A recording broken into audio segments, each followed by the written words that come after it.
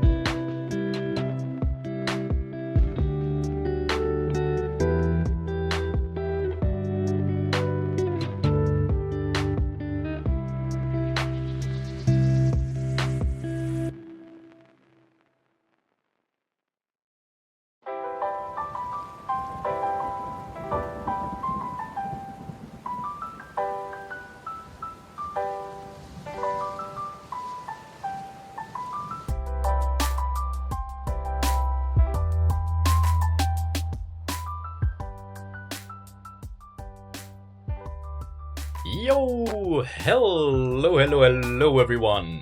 How's it going? Welcome all to the Gremlin Grotto. I almost missed that one, didn't I? Also, as you can see, I was kind of playing with something. I tried to make a little, like, announcement thingy, box thingy text. But, it was... Okay, so it went live a little earlier than I intended. That's the main issue here. Let me see if I can fix it, because apparently... can I do anything to it? Can I, like, put a box over it? Shadow, I guess? Okay. Does this work? Because I feel like it's a little tough to see. So... how do we do this? Light angle, shadow distance. Okay, what if we do this and this? Is this working? Is this better? Is this nicer? Does it make any difference? Maybe not. Where is it? I can't see it. What if we, like, super overdo it? Does this change anything? Also, by the way, yeah, update on my headphone issues. I got a new headphone and a new cable, and it's still not working, so... I mean, it is kind of working, it's just very sensitive. You know when you touch the cable and suddenly you have no sound in one ear? It's exactly like that. And I honestly don't know how to fix it anymore. I mean, silver lining is the headphones I got are actually pretty good. I think the noise cancelling they have is pretty non-existent, but they do, like, fit very way more snugly in my ears than my last ones. So that's nicer. Could be better. Audio quality isn't the best, but I like it. And let me double check a couple things, because I'm used to the audio level of the other headphones, and I'm kind of like basing my entire stream off that. And it's similar, sure, but it's slightly different with these new ones. So I don't know if the balancing is okay. It should be in general. It's just the music I usually tune by ear, or adjust by ear rather than. I'm not tuning anything. If we do one of these, still not quite working, is it? Is it the... It might be the blur. Can I not do blur? Outer shadow? No. How do I do this? Okay. Yeah, what if we do this? Does it change anything? It's very hard for me to tell. Oh, it might have been better before. I'm just gonna leave this here somewhere. I don't know where exactly. Maybe this wasn't the best idea. Maybe a stroke. What does that do? Sorry, let me, first off, check the audio level, because I think this is a little more important than me playing around with text.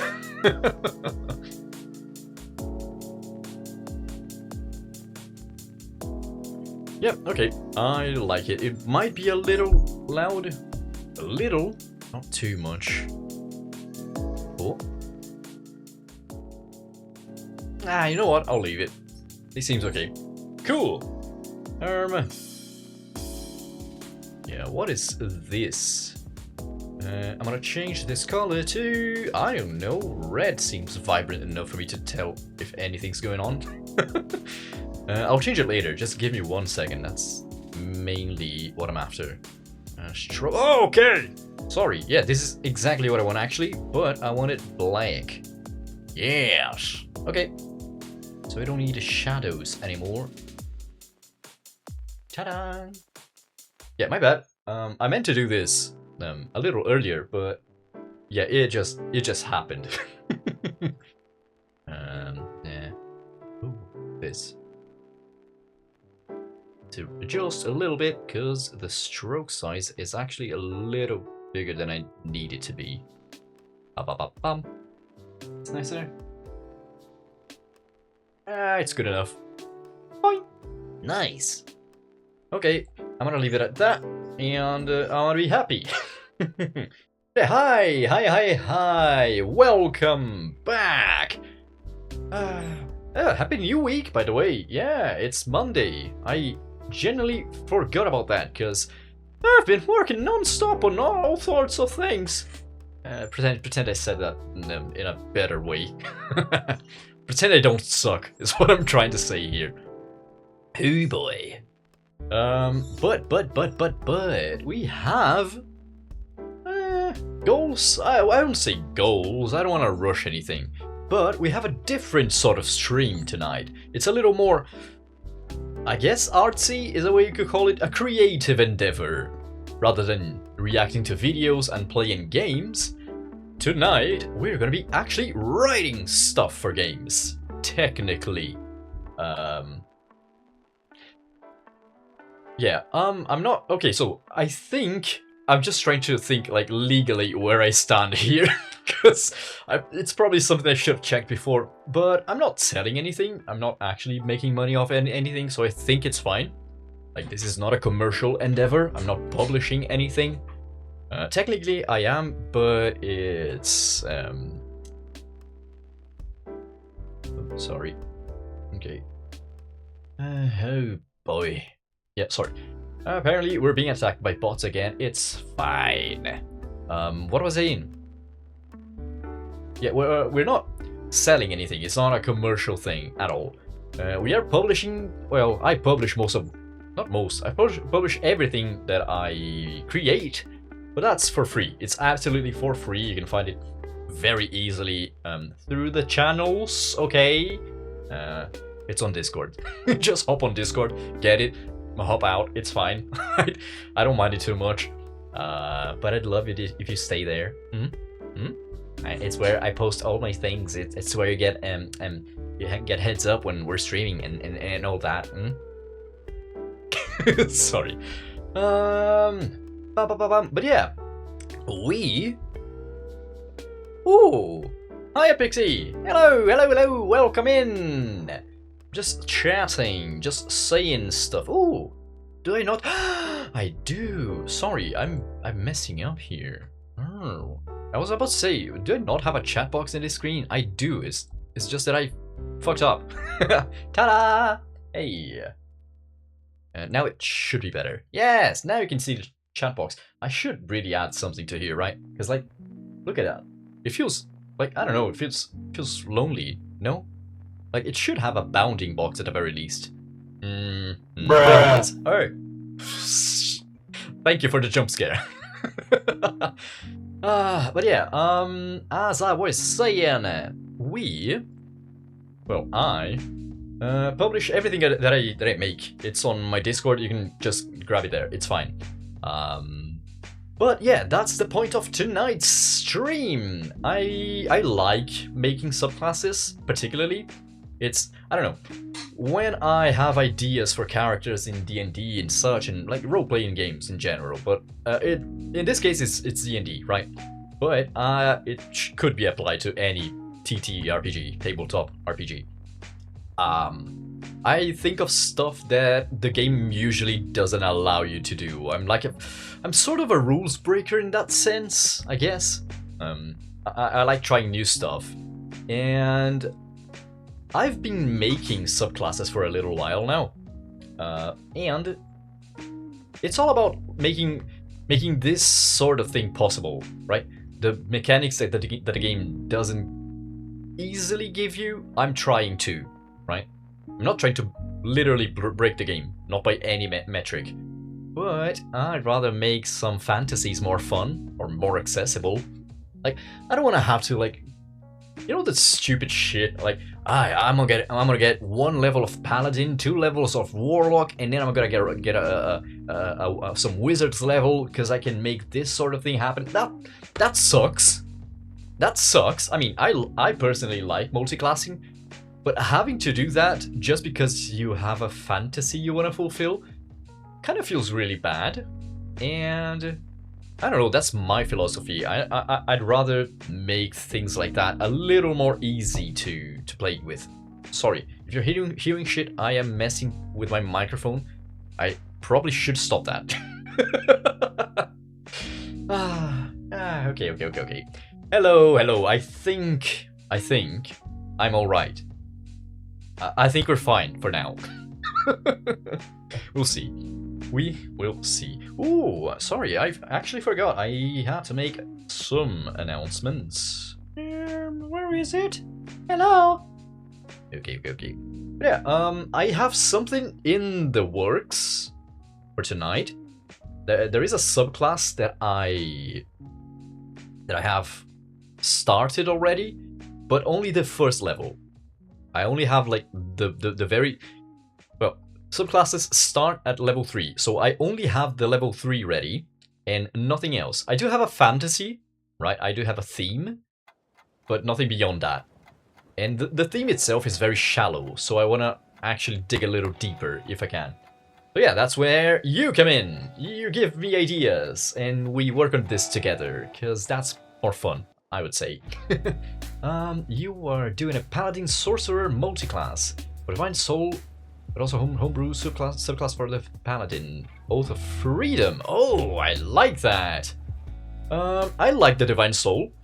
Apparently, I'm not... I do run the numbers, but I'm not too big into numbers in general. I think that takes away a little bit of the magic of the game. But apparently I've heard the Divine Soul is not really that great mathematically. It's like a kind of a technically weak-ish, not really, but like weaker than the others. Subclass for the Sorcerer.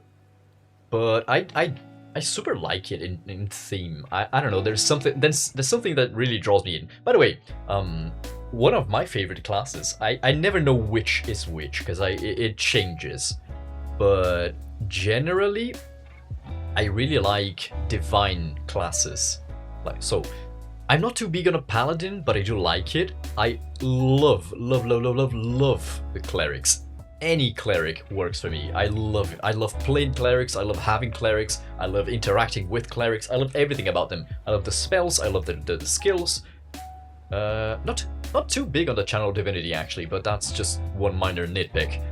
Yeah, the Divine Soul Sorcerer. I think there might be a Warlock. No, that's the Archphase, not Divine. But yeah. Yeah. I don't know. There's something. It's my go-to, right? It's my comfort class, as it were.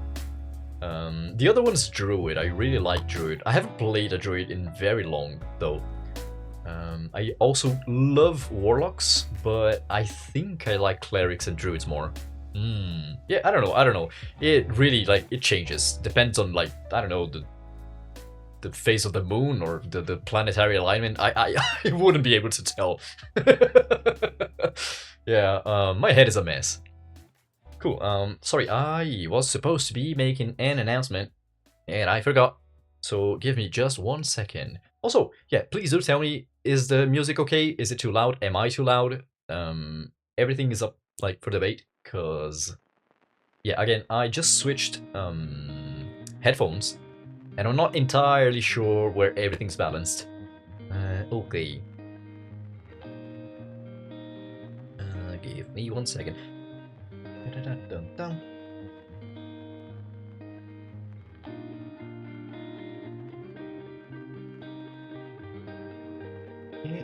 Yeah.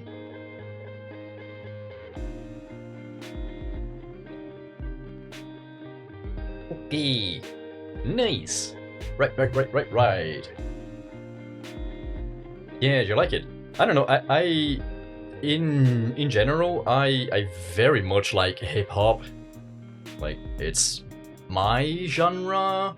I don't know. I'm pretty eclectic, whatever words. I listen to a lot of shit, but my go-to, like, if I don't want to think about what I want to listen to, is generally just hip hop. And I don't want to have, like, anything too intrusive, right? So lo-fi it is. Ooh, Found a new band from England. It's a mix of garage and merry. Oh. That's definitely. Well, I mean, I guess. Oh. Yeah, I was gonna say, pretty much like every band at one point has been a garage band. But yeah, that's super cool. Yeah, you Space Acre. Yeah, I'm gonna take a look at it. Maybe I'm not gonna listen to it right now, but I am gonna leave it here as a reminder for after stream or after a while. Garbage. Okay. So it's not a garage.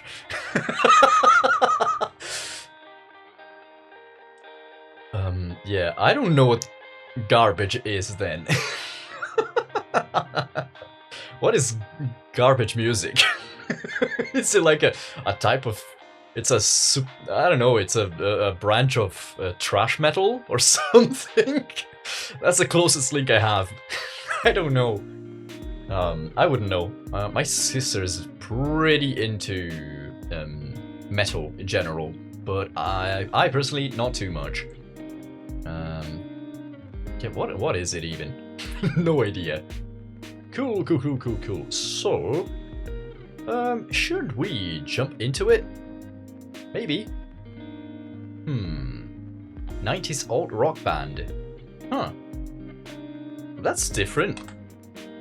Garbage music genre. I want to take a look at it because this is new to me. As far as I knew, like alt rock was kind of its own thing already. So, I mean, you can always specify the genres, right? At some point, it's even like kind of hard to tell which is which.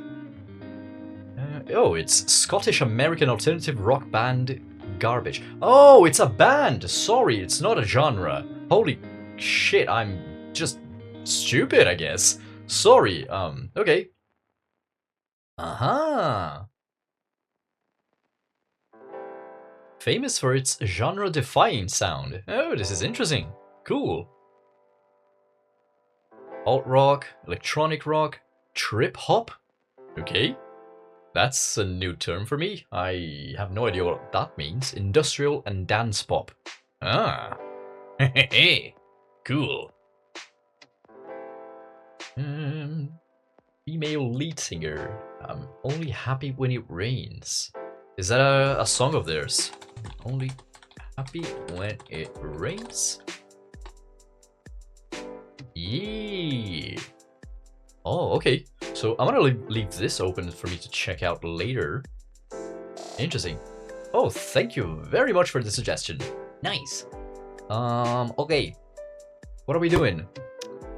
Yeah, good question. What the fuck are we doing? Okay. Okay, song is still gonna play.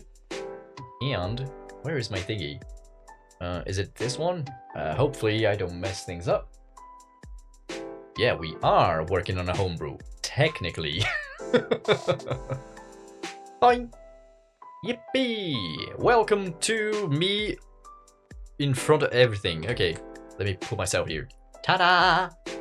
Nice. This is a home brewery, by the way. Not affiliated, I just really like the website. It's homebrewery.naturalcrit.com. It's just a website that allows you to make pretty things. I do have... Let me see if I can get it. Does this work? Okay, I gotta do 2 clicks instead of just 1, but it's fine. Yeah, it's really cool. I really love it. As you can see, I have my other subclasses. I have published the first 4, not the 5th. I'm still kind of working a few kinks in that one. And I am working on a ranger one right now. I have some flavor text here. It's all kind of like up in the air. It's nothing solid yet.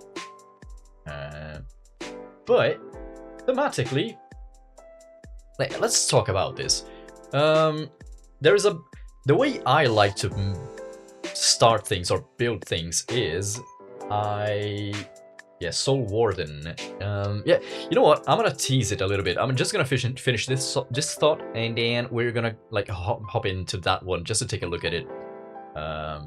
Again, there's a couple. No, sorry, there are a couple things that I need to like iron out, but it's mostly done, I would say. It's just I really want to run some numbers specifically before I finish, because even if I don't like talking about numbers, they are technically a big part of the game, and there are some math heads that really love to find flaws in the in the work and exploit shit. So I gotta like kind of take care of that as much as I can help it. But yeah, so in general, let's talk about it. In general, what do I like to do? What's my my step-by-step kind of? I'm gonna snooze ads first of all. So yeah, no ads for now. I started with a theme. For me personally, that's the most important thing. Like, I want to have a fantasy. I want to have a style of character. I want to have, I don't know, just general, like, try to think of a character and like how does he work in that world? What is he doing? Like, what type of magic they use, or is it not magic? It's like just the kind of the other side of the coin, or when it like in superhuman terms. Oh, they're not magic, but they are incredibly strong, like physics-defying strong. Like, we don't know why, but he's not magic. He's just that much of a big guy, you know? That sort of fantasy. Yeah, whatever. Ooh, a nature-based bard. Not connected to the Feywild. Dirges. Okay. Dirges. You know what? It's one of my favorite part of. Sorry. I finished the thought, Ikkur. I always do this. I am so sorry. I get lost in my own thoughts. But yeah. And once you have the theme, so coming back to it. Once you're back in, like, once you finish the theme that you want, then you start thinking about roles, not mechanics specifically. It does touch a bit on mechanics, but it's not mechanically yet. It's just which role should this, let's say in this case, like subclasses, which roles should they fit? Are they supposed to be a frontline character? Are they a magic user? Are they like a backline caster? Are they a healer? What are they doing? Are they like an information gathering survival expert? Like, what do they bring to the table, or what should this class bring to the table? Because that's not equally, I would say, but like it's just a little bit behind in terms of priority to the theme. Because like it is important, right? You wanna bring something to your party, right? That's part of why you pick certain classes or subclasses or even spells. Like the wizard's a great example, because you can build it like infinite different ways. Because, well, you can have two wizards with the same subclass, but they have different spells and they do completely different things. But yeah, that's how I try to think of things. So let's go back. Yeah, the nature-based bard, not connected to the Feywild. Okay, so the thing I like, you're probably way more into this than I am, I would say. I don't know. I like it, but I think you're a little more obsessed than I am. But like the dark side of fairies and fae, I really like that fantasy, and it's one that's not usually explored. It's why I like it so much. Everyone like thinks of the rainbows and flying little fairies that are a little mischievous, but they generally just like to play around. No. I really love the dark side, like the like very cold and like mean and I don't know, almost like lethal side of fairies. I love it so much, and I feel like Unseelie Court stuff. I feel like it'd fit that sort of vibe with like it is Fae inspired, but like with the dirges and like very somber, not really somber I would say, but darker, heavier themes. And Okay, so, yeah, I'm gonna tease it a little bit. We'll come back to this guy later. Snooze more ads. Unfortunately, I can only do that so many times. Because Twitch will get angry at me, so probably it's gonna happen at some point. Okay, here is the Soul Warden. Is it even showing on screen? I guess it's kind of hard to tell. If I do this, nope. Could do this. Yes. I don't like it. Oh. Okay, I'm gonna push this guy way to here and make this a little more legible. Ta-da! So, what is this? This is a subclass for the fighter. By the way, everything I'm doing is for 5.5, the newest version of DnD. The 2024 rules that have been actually officially named 5.5. Finally, after like 1.5, 2 years of like people whining. It just takes too long to say, yeah, oh, I love playing DnD 2024 version instead of saying, yeah, I love 5.5. I don't know what Wizards of the Coast are doing, man. I don't know. But yeah, actually, thank them finally. But yeah, coming back, this is a subclass for the fighter. What is it about? It's two things mostly. It's in a very broad sense, it's about loss. It's about what has been forgotten.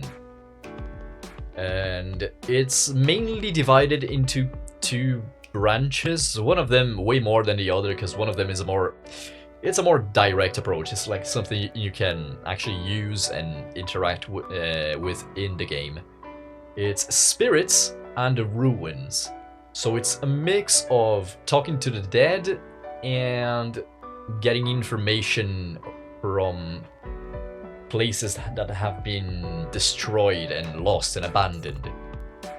It's kind of like, it's a little inspired by necromancy, but I didn't want to actually give this guy spells, because you have the Eldritch Knight for it, you know, that's already a subclass that you can play. And it works, it's actually good, I just don't like it. Full clarity here, I don't like it. I think there are better ways to play a Gish, if you're an old head like me, or a Spellblade, if you want to call it that. People who use both, like martial combat and spells. Okay, yeah, this is just flavor, you'll get to see it at some point. Okay, so, the fighter is a little different. Okay, maybe I shouldn't have done that, like as a starting point, because this is kind of a lot of text. Mainly because the fighter is kind of the most basic class in D&D. Not kinda, it is literally the most basic class in D&D. That's a fighter. So every subclass kind of adds a whole nother system to it. Because like, if you have a very vanilla, if you have a vanilla ice cream, sure, it's good enough. But if you're gonna add it, like make it special, you're not gonna add like one more scoop of vanilla. You're gonna add like sprinkles and I don't know, caramel or whatever. I don't actually eat ice cream. What a fucking comparison. Hopefully that made any sense, but yeah, the subclasses add systems to the base class. And it's what I did here. It's all about, like, yeah, you talk to the dead, you have a ledger that you write names of the departed, and you can make promises to them and fulfill them. That's kind of like an important thing. Not only learning from the past, but also like making amends or finishing stories, kinda. That's what thematically I was trying to go with. So I have two types of resources, lost names and learned names.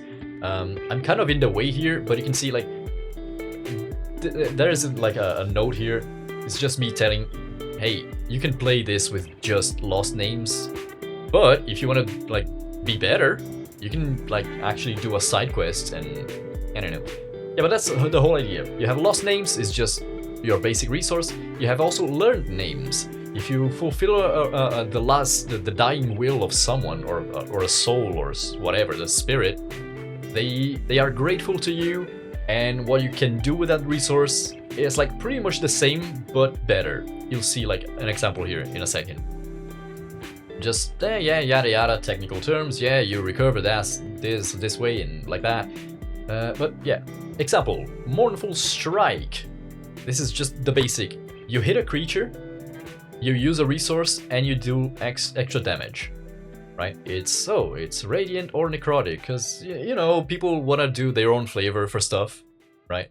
I don't want to force people into playing just, oh no, but this is good because it's radiant. You're giving solace to the dead, or no, it's actually necromancy, so necrotic damage it is. No. You do you, brother. You do you. But that's it has two effects. If you use a lost name, the basic resource, you get an extra d4 plus proficiency of damage. If you use a learned name, by the way, ideally, is my thinking. I want to make this clear in the document itself, but I don't know how to really come across. I hope I came across well enough, but you shouldn't have too many of those like special resources. They should be hard to come by. They should be something that you really have to think if you want to spend it or not. It's like I'm aiming there. I don't know if I actually got there in the end, but still, yeah, you get a d4 plus proficiency in one strike, in one attack. But if you spend the learned names, the big resource, you deal an extra 1d8 plus proficiency once per attack action for a minute. So this should work. Oh no, ads! I'll come back if I need to come back. Sorry. Okay, what is... Yeah, sometimes this doesn't work. Oh, okay. Shit. But yeah, you shouldn't... Or sorry, this should work throughout the entire combat, so it's not only one attack, but it's also once per attack. Because my thinking here is I want to make it work with with extra attacks. No, oh, sorry, not extra attacks, actually. Specifically not with extra attacks.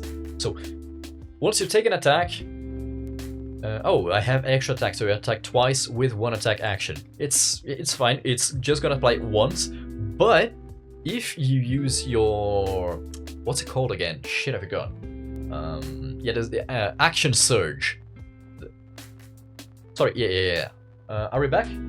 We're back! Yay! Sorry about that. Ad break kind of sucks. Awful timing. But yeah, as I was saying, if you use the learned names, you get an extra 1d8 for a minute on each attack action. So if you use an action surge, you can get this like twice in one round. That's the thinking. Also, yeah, this thingy sometimes doesn't work. Cool. So like, you do like you have one extra attack, right? You attack twice with one attack action, but you can only do the extra damage for one of those attacks. But if you use an action surge, you get to use it twice. That's the idea. I think the math works out okay. It is strong, right? This is very strong, actually, especially for a level 3 ability. But it's meant to be. Again, this should happen, like spending a learned name in my, in theory, my ideal is you only get to do this once per long rest. Yeah, my bad. Awful timing for commercials. But on the flip side, they shouldn't happen for like another hour at the very least. So yay! I'll go back a little bit. I was just yapping and trying to wait for the for the ads. Yeah. lost names, you deal 1d4 plus proficiency in 1 attack, right? Easy enough. Learned names, you deal an extra 1d8 plus proficiency once per attack action for a minute. So you use it more, or first off, already more than once. So that's it's stronger and more than once, ideally. But you can also use your action surge, right?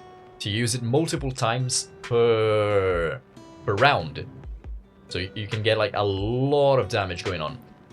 And it lasts for 1 minute, so even if you don't use your action surge, like you actually get a boost for this one combat.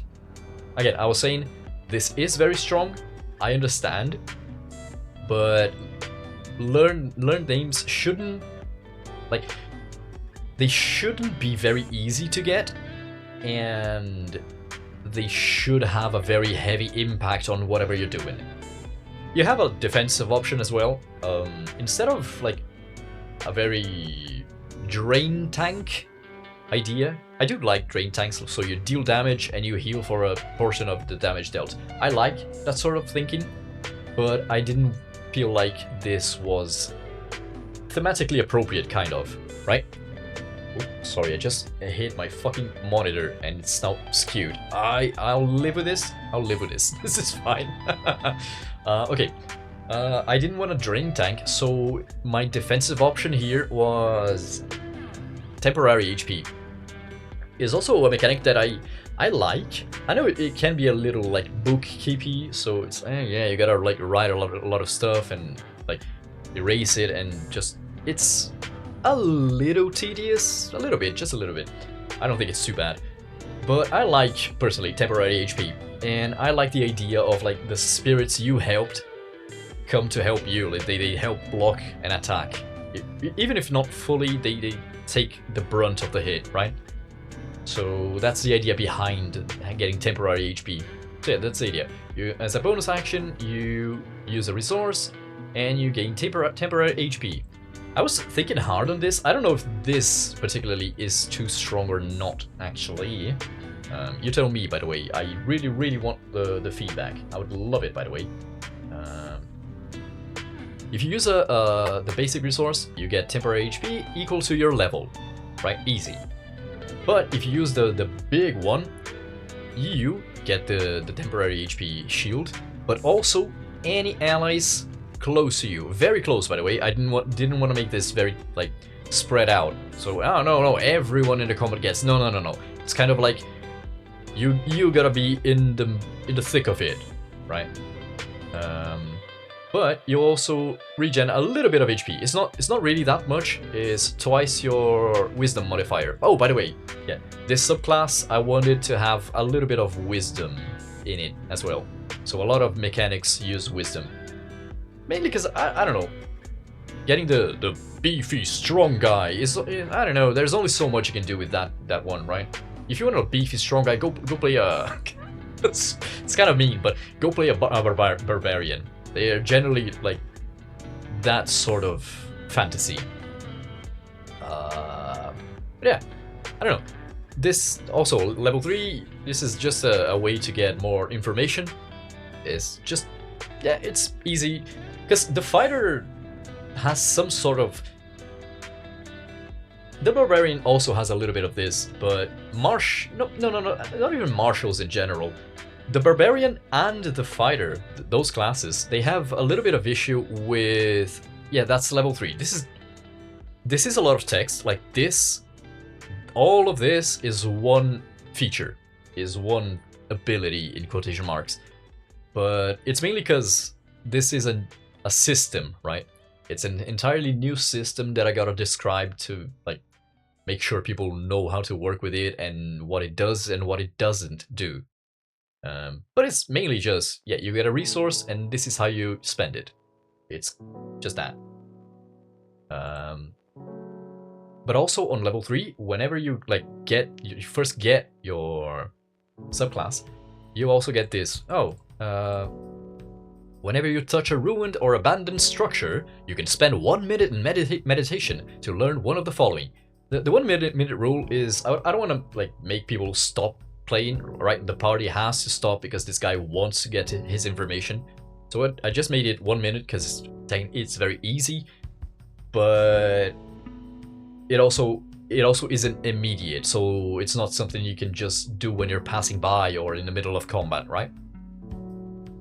But you can learn like one piece of information: who built it and for what purpose, the manner of its fall, the name, appearance, and role of the last person who died here. And this is like a special thing. You add the guy to the ledger, so you can either get your information or you can like recharge your resource a little bit. Yeah, you can use with your this feature a number wisdom modifier. So if you have a lot of wisdom, you can do this more. Kind of makes sense. And I gave it a little like skill,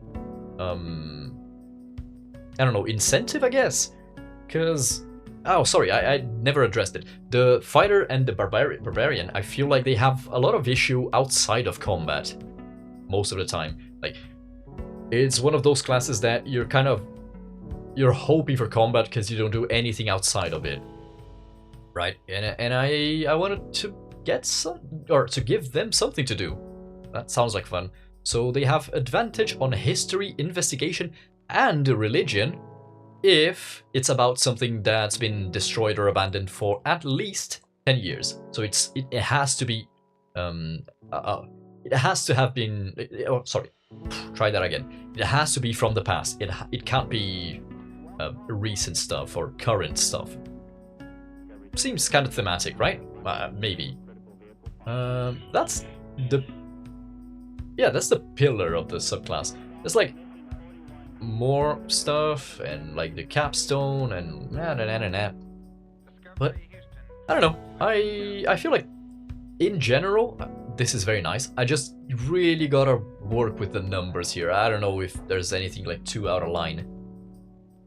Because yeah, technically at level 3, getting or granting you and your allies a pretty big temporary HP boost is actually pretty fucking strong. But then again, it is pretty much. Actually, no. Yeah. This is not simple, by the way. Not at all simple. Okay. This may be a bias. Honestly, good call out, good feedback, because I like the screen is blurry. Oh, it's probably your the video quality. If you check the little cog on the video, you can select quality. It's probably on auto, but you can set it manually to something you like. But yeah, I don't really like simple in DnD. I like lots of little things interacting and creating something new and unexpected. So there is definitely a bias there. I like very complicated, very nuanced mechanics. But yeah. What do I have that's not actually that? Probably the Corruptor. It's probably not that tough. Ooh, this is good. Let's check this out. Yeah, it should be fine. A little bigger. Oh, nice. Yeah, the Corruptor is a rogue subclass. The thief, actually not the thief, it's literally a rogue. And it's all about like kind of wielding it's right here actually, fiendish influence. So like demonic, devilish things. I guess it's more devilish than demonic. But it's all about, instead of, oh, I stab you very hard, or I am undetectable, and I sneak around and I strike from above with my crossbow.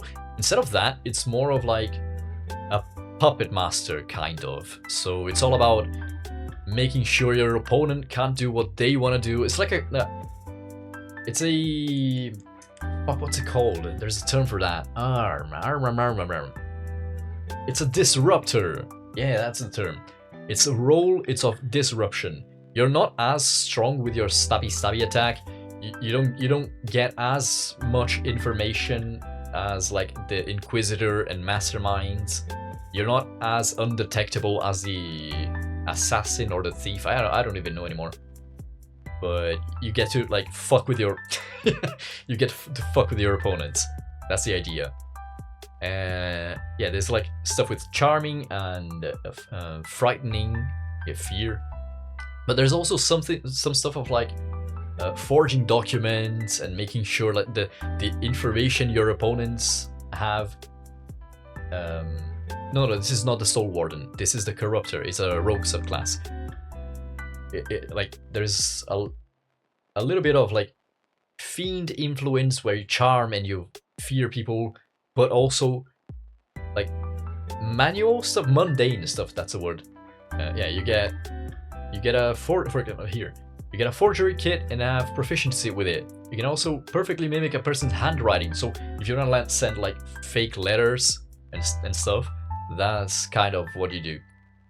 I don't know, it's more of a simple one. It's very direct in its approach. I don't know. I keep thinking, this is one I'm not entirely satisfied with. I have published it. I'm technically happy with it. But this is one subclass that I wrote that I don't know, it feels very... what to call it even? Fuck, the words escaped me. It's like pigeonholed. It's a little pigeonholed. It kind of does one thing. It does it decent enough. Like it does it very well, but it does do just that. And I don't know how I feel about that. I would like to have more options available. But yeah, I don't know. Just a couple things. This one's published. The Corruptor is published. It's on Discord if you want to check it out. The Soul Warden still gotta iron out just a little kinks. What are the DC for the Wisdom check? It's actually... yeah. This is... okay, so this is a thing that rogues do in 5.5. The Cunning Strike is a use of your sneak attack. So when you sneak attack, you have... oh, you roll like 6d6 extra damage, but in 5.5 you don't... I mean, you can do that, but you have other options. You can forgo some amount of d6, like right here. You can lower the damage you're doing. So instead of like dealing an extra 4d6, for example, the sneak attack would deal an extra 2d6, which is noticeable, like a noticeable not buff, the opposite, nerf to the damage, reduction, words, whatever. But you do something else. There are more examples of that. It's not only that. Cunning Strike has I don't remember off the top of my head, but they do, I don't know, like there's like 5 or 6 extra things you can do with it, and they vary. But some of them have a CD. They do have a DC difficulty class, and it's described there. I think is related to your dexterity. I genuinely don't know. It's been a while. As you can clearly tell, I don't know anymore. I don't remember. I closed this chapter. I didn't look at it anymore. But it's actually described on the base class, not on the subclass, and it's what I'm working with here. But we should come back here, right? Is this good enough? I guess it is. Make you bigger. So, what are we doing? It's almost an hour into stream, and we're literally just starting. Yeah, I don't know about the title of the subclass. I'm not happy with it. I like Primeval. I don't like Shaper. What am I thinking? I'm gonna start with role first. Instead of theme, I'm gonna start with role first. Cause I have a vendetta against Ranger. I hate the subclass. I have always hated the subclass. I think it fucking sucks. Ever since ever since D&D 3.5, I absolutely despise the Ranger. I think it's awful. Not thematically. I think it's super cool thematically, but mechanically, the subclass has always sucked. It's terrible. It's awful. So,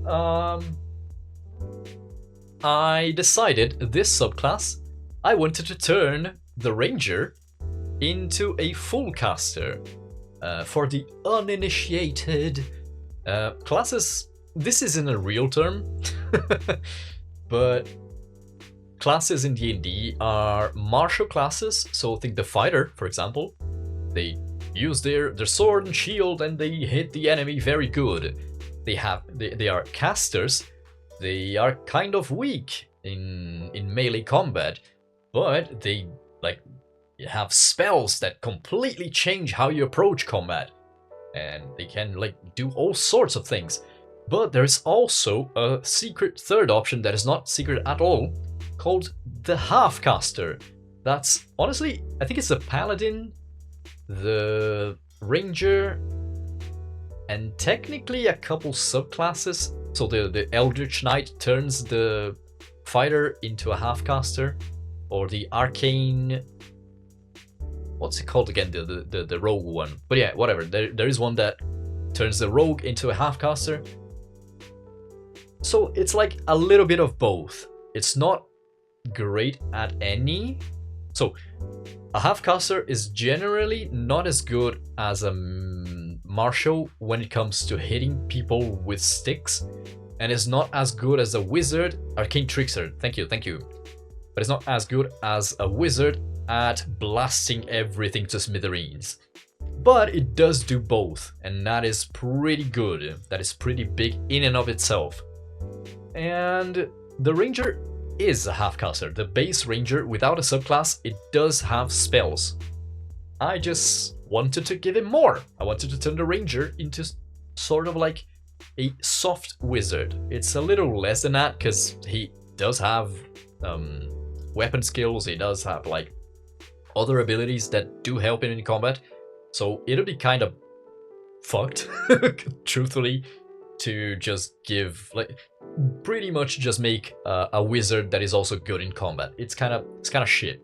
It's kind of stepping on everyone's toes and no one's happy. So I gotta take care with that. Yeah, that's the idea. It's kind of like a shaman. You can technically do this already. So I don't actually in 5.5 I'm not sure, but in 5e, base 5e edition. 5e edition, E is for edition, whatever works. Yeah, in 5th edition, you could use you could make a druid have the Shillelagh spell, and a Circle of Spores druid, which is kind of like the tanky, kind of like frontline druid subclass, and give it Shillelagh to empower his staff to turn it into a real magical weapon, and it kind of does that. The sort of shamany, in the thick of it, I also cast spells, but I also hit you good with my sticks. But I wanted to make a proper subclass. Instead of having a specific build for that, I want to have a subclass that allows that sort of gameplay or gameplay option. And thematically, I don't know, it's all about nature magic, but also ancient magic. Not only nature, but the magic that made the world what it is, the magic that built mountains, that hollowed out every single cave that is in the world, the magic that built volcanoes and seas and oceans. It's that sort of scale. So it's a little bit about creation, but very much skewed towards nature. And I don't know if I'm hitting the mark here, to be honest. I don't know. So when it comes to spellcasting specifically, it's how here the first magic. It's how I'm justifying the fact that they have more spells than the normal ranger, right? So it's because they tap into an unknown magic, something beyond what normal people know of, right? It's like this secret well of magic that dwells in literally everything, but not everyone is attuned or is trained to detect. So that's my justification. That's why they get more spells, and at some point, I don't know, just honestly throwing ideas at the wall here, maybe stronger spells. I have absolutely no idea. Because one thing that I didn't want to change, this is important. Ooh. Hello, Gold 4XP. Hello, hello, hello. How's it going? Welcome. Yeah, one thing that I didn't want to change that is very important. Despite me wanting this subclass to feel like a full caster, I didn't want to. I didn't want to give them more spell slots, mainly because that's just honestly annoying. It's like they already have spell slots and a table describing what they do, but they it's kind of messy to just, yeah, you know what, just rewrite all of that, just forget that is there. I don't know, it doesn't feel like good design. So I don't know, maybe better spells, like empowering spells, is an option in the future to make sure so you don't have as many spells as a normal caster, but you have, like, when you spend your spell slots, you're better. Ooh, yeah. I put it there. It's a heads up. I've been having issues with 7TV. Maybe it's a browser thing. I honestly didn't even check, so that could be very much on me. But apparently 7TV is messing up with chat boxes. If you have it installed, you can't see the chat box specifically. You can see chat. Yeah, it's fine. You can see chat, so chat is rolling as usual, but you cannot say anything, and that kind of sucks. It's kind of against the whole live streaming thing, I would think. So yeah, I just put it there. Actually, is it? Ah, it's fine. It's fine. I'm not gonna play with it. It's fine.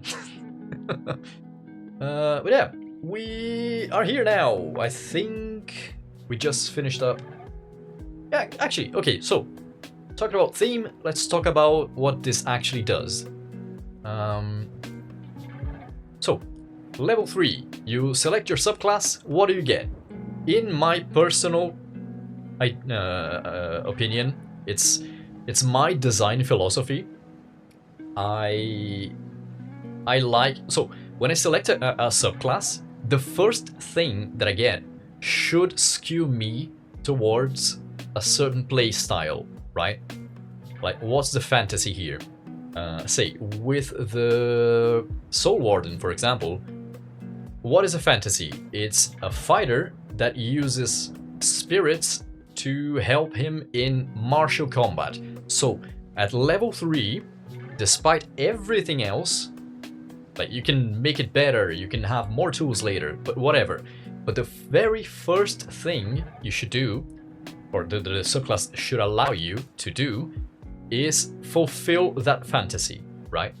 So it is so the level 3 skill feature gives you better combat using the spirits, right? That's my philosophy. So at level 3, first thing, you get more spells. That's what we want here, right? That's the idea.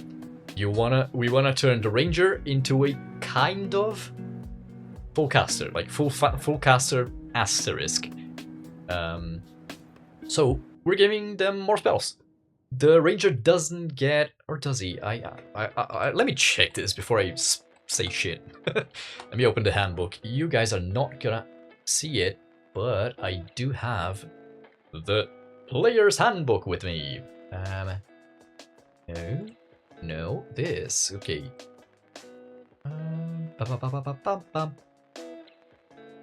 Yes. So the ranger, actually half casters, I think in general, or the base ones, paladin and ranger, they don't get cantrips, so they are. It's kind of on purpose. It's so they don't just spam spells, right? you're kind of like invited, well, strongly invited to engage in weapon combat. So, be it a sword or a bow, whatever, right? Both work. But that's the idea. So, we're giving this guy more cantrips. There is a clause on the fighting style. So, level 2, so before you select your subclass, on level 2, the ranger selects a couple fighting styles. They have like, 2 weapon fightings, so they can have 2 swords, or they are extra good with a bow, or whatever. There are a couple options there. One of them is this druidic warrior. It is strict, or it is specific to the ranger, but it gives the guy 2 druid cantrips. So I just added a little clause here. So if you have the druidic warrior fighting style, you can get wizard cantrips. Because yeah, if you selected both, if you really want to like double down on having a lot of spells, then yeah, sure, just get more spells actually, because a wizard has a broader what's it called? Oh, broader English man, English selection. And you get a level 1 spell. Kind of like simple. Well, actually, you get Detect Magic and another level 1 spell from the Druid. There is a thing, I don't like it. This is like, to me, this is what really sucks about the 5.5 Ranger, I would say, is they kind of really wanted the class to focus on Hunter's Mark. It's a spell that you mark an enemy, and when you hit the enemy, you deal extra damage, and it sucks. It's a horrible spell. I don't like it, and I hate that the ranger became just spam Hunter's Mark, whatever. So, and you even get free uses of the Hunter's Mark. Like, to the point you get like 6 free uses, so you get 6 free spells, but you gotta use Hunter's Mark. So instead of that, I just gave it this guy. Just gave this guy like, select a level 1 spell. Hunter's Mark is also level 1, so I wanted to like get that like. Sorry, select the same level of spells, so it doesn't break anything. And you can, instead of free casting Hunter's Mark, you can cast this spell. Yeah, be happy. Just do things. Feels, I don't know. It's all about incentivizing using magic with this subclass. Right, I don't know. But I don't want to forget about melee combat, or not even melee, but what's it called? Weapons combat, martial combat, that's a term. So you can also, with a bonus action, make your weapon a little special. Instead of using strength or dexterity, so instead of like you wield a sword and now you wield a bow, instead of like having bad weapons, because if you want to cast spells, you gotta like have more wisdom as a ranger. But that in turn makes it like hard to have higher dexterity or strength, right? So instead of like you pretty much enchant your weapons, so you can use your what's it called? Your wisdom to attack with them. Just makes the class a little less fucky mathematically. That is a technical term, by the way, fucky. I don't know, that's my thinking. I added this here, I didn't like it, but I had to double check something. There is this Shillelagh spell that is a cantrip, so it doesn't cost anything other than like a bonus action to cast it. Bruh, indeed. But yeah, the Shillelagh spell literally does that. You enchant your weapon and you use wisdom to attack with it. So I gave it a little bit of extra damage. So instead of getting Shillelagh, you pretty much get Shillelagh ++, like Shillelagh with sparkles on top. And yeah, just for like ease of use, you can use your weapon as a spellcasting focus.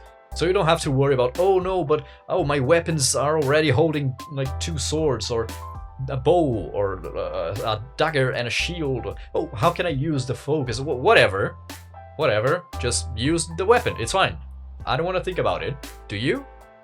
I mean, maybe you do, but well, I guess it sucks to suck. I don't know. That's my thinking. Does it make sense? Is anything too weird? I don't know. I'm looking for feedback mostly.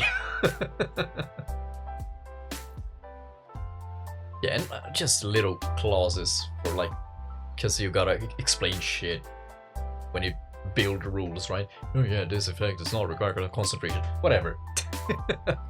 Okay. Does the class make sense? Does it? I don't know. Does the fantasy come through, or do you think it's weird?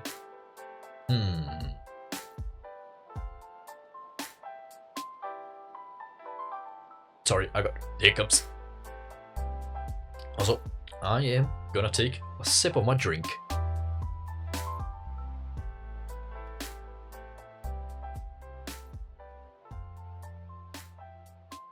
Oh, and also, does the fantasy like entice? Like, is it something that you would like to do? I don't know. Is always something that I worry, because ultimately, these, like every single one of these, are fantasies that I want to fulfill for myself, right? But I don't really know what people want or like in general. I would hope I can put out a product that makes people happy, but I'm not super sure if they even want that in the first place. I don't know. But I think this is a good enough start in general. If you want to check out the spell list, it's just generally a little bit of magic detection / pure magic shit and nature magic. I wanted to skew the spell selection a little bit towards offense, because if you want to get more spells further on, like further down the line, at the very least you're covered with magical offense, right? You don't have to go out of your way to find ways to do damage with your spells. The subclass does that for you. What else? Yeah, I don't know. I feel like this is a good enough start. Shit, I had it somewhere, and I probably should have. Ah, shite.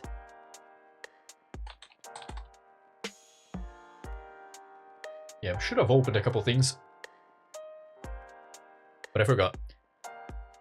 Cause oh no, I do have it here. Cool. Yeah, I'm just checking. Just to see the levels we're working with. Okay, so with the Ranger, because every class is kind of different. Subclasses, they start at level 3, but every class evolves differently. The Ranger in particular, it starts at level 3, it gains something at level 7, then at level 11, and then at level 15. That's it. Okay, so at level 15, the subclass is done. The class can evolve more, but not the subclass. Cool. Alright. What are we doing now? So, level 7. We gotta think of something. Bap. Okay, is this enough? Probably not, actually. Level 7. Okay. Actually, this is kind of a showcase of this website, because it's so easy. Oh, hello. So easy to use. Like, this is so cool. You just add lines. See? Ta-da! I love it, And it makes everything so pretty. Like, look at the details. Can I even... Probably can show it here. Like, you can say like, oh, yeah. this, you put out a page number here, and it does the little flare thing here for you, and you say, oh yeah, this is the page done. You just hop on over to the other one. This is so cool. This is kind of a showcase. I really love it. Ooh. Appalachian granny magic. You're gonna have to like explain that one for me, because I have no idea what that is. Never heard of granny magic. Is it like, I don't know, kind of shamanistic, like earth beliefs, in the sense that like beliefs about the earth itself, how like mountains came to be, what gods sculpted it or something like that. I don't know. It's a little beyond my lore. Okay. What do we want? Oh, there is something. Kind of like mechanically skewed, but again, it kind of serves to push the player towards using their magic. Is the ranger gets extra attack. Where is it? At what level does he get it? Yeah, at level 5, it gets extra attack. So, one thing that we really should do is at level 7, at the very least. Actually, could have been earlier, but nah, level 7. It's very earth-based. The Appalachian Mountains are the oldest mountain range in the world. Oh, I didn't know about that. Cool. Learn something new every day. Aha! That's nice. But it's kind of... it's like the Mother Earth kind of sort of magic belief. Oh, they make charms and such that are connected to the earth and the people they are connected to in the real world. Yeah, maybe. I don't know, it's not quite clicking for me, unfortunately. I sort of get the gist of it, I think. Oh no! Ads! Brace yourselves! But I kind of get the gist of it, I think.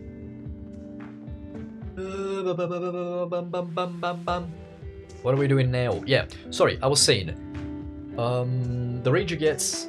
yeah, ads. Let me send messages.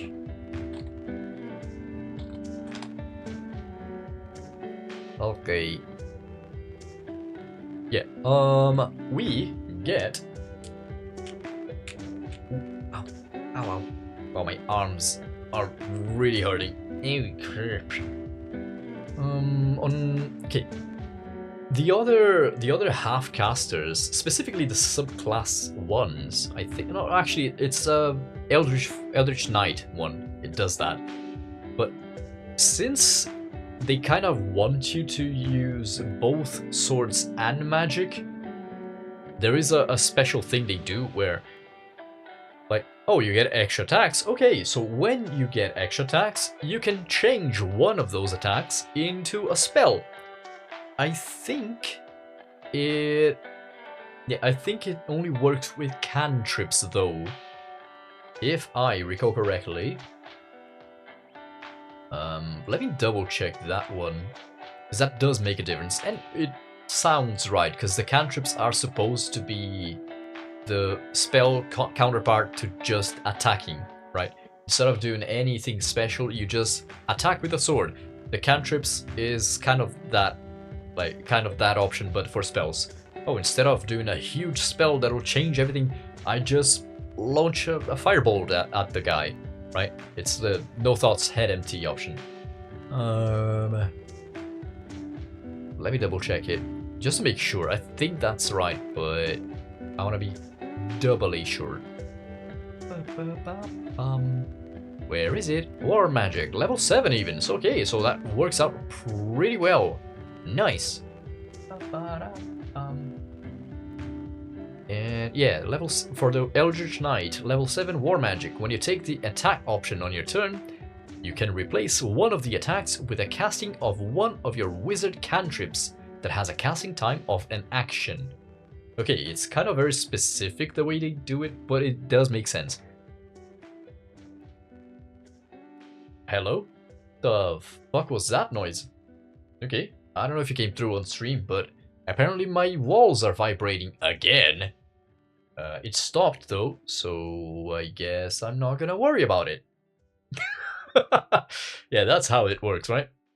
That's a proper way to live. Oh, where's my music? Oh, it is here. It's just not playing anything. Oh.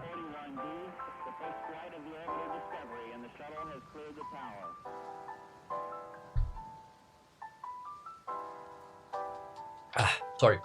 Taking a sip of my drink here. Okay, so I was saying on level 7, we wanted to make sure it makes sense to use spells instead of attacking, right? Because you get extra attacks, the ranger gets extra attacks. So if we want to make sure this is a subclass that encourages spellcasting,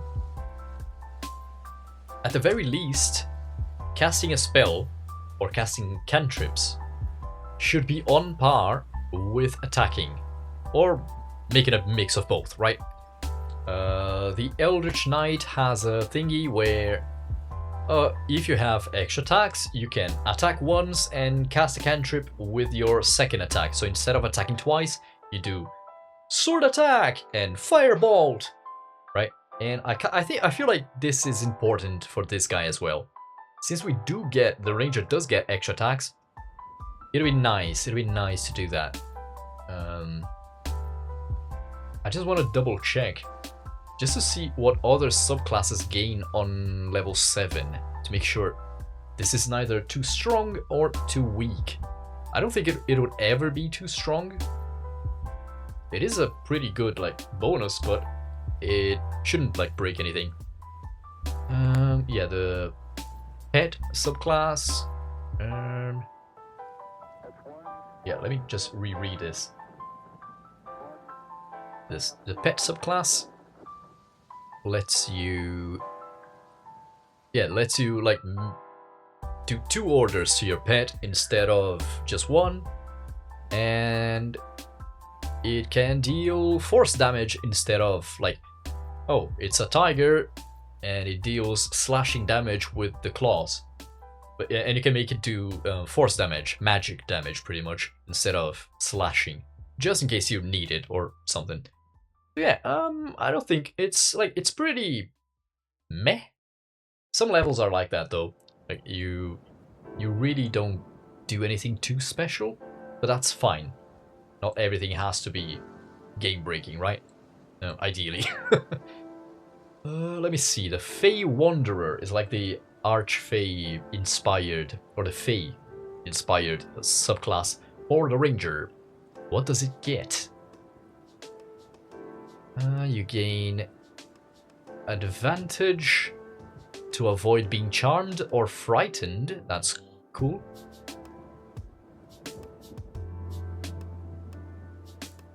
Again, fucking hell, my pipes are singing. That's not a good sign. Ah, I thought it stopped. Come on. Oh, no. Okay, whatever. I'll take a look at it later. What was it saying?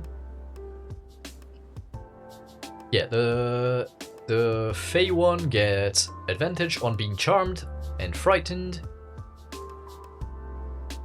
and a special thingy that whenever someone avoids being charmed, you can make someone else charmed.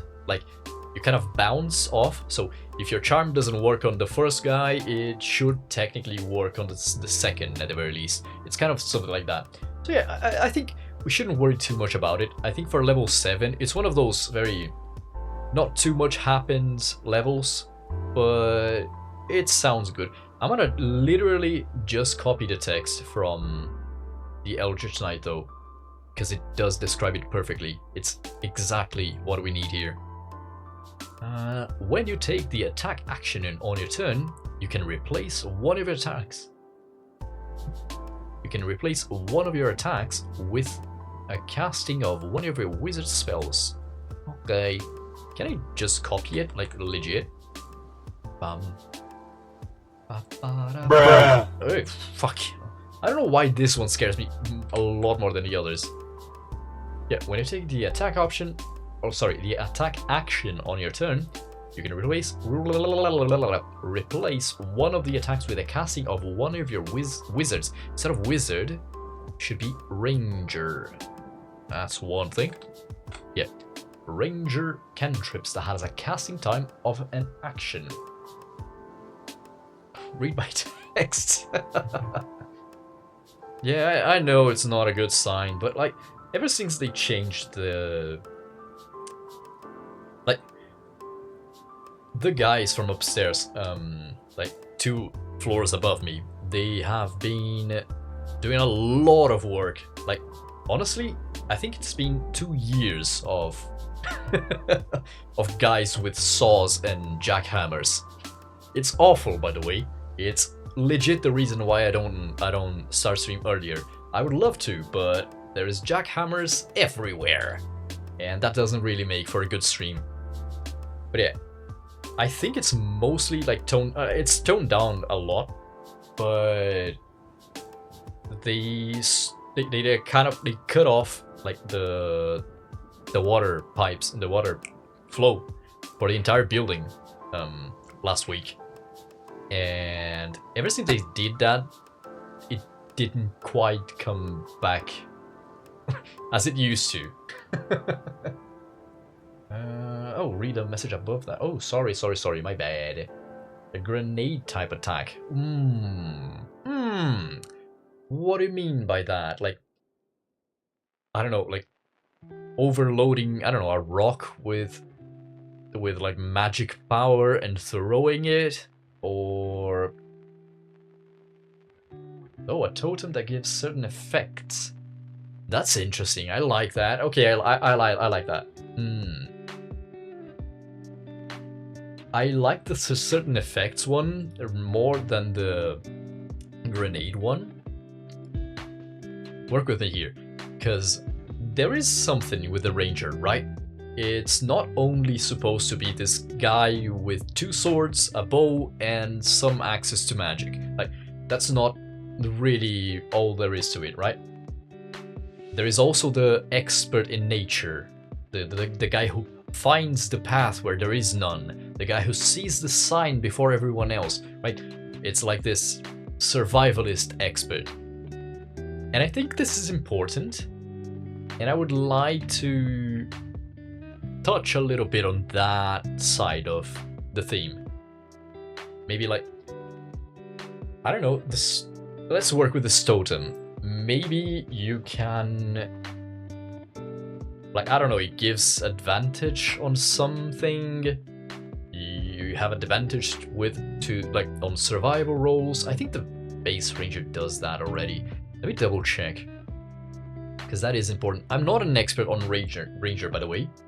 I don't really know it too much. I know how it works in general, right? But like, oh, at 7th level they're supposed to be doing this, and at 8th they do that. I don't know this. I'm not this deep into it. Okay, level 2, Deft Explorer. Thanks to your travels, you gain the following benefits: expertise. Choose one of your skill proficiencies with which you lack expertise. You gain expertise in that skill. Okay, so you become like extra good in something, and you learn 2 languages. That's not too much, I guess. Because I'm trying to think here. Survival. I don't know. I would think survival is important, but I don't know. Oh, there's also like the whole thing about terrain, right? Difficult terrain and being able to ignore it. Swimming and climbing speed is something that's also interesting. Like, I would think a ranger is good at swimming and climbing. A tremor that knocks people prone. That is, I like it. I like it. I'm just trying to think yeah, I'm trying to work with stuff a little outside combat right now.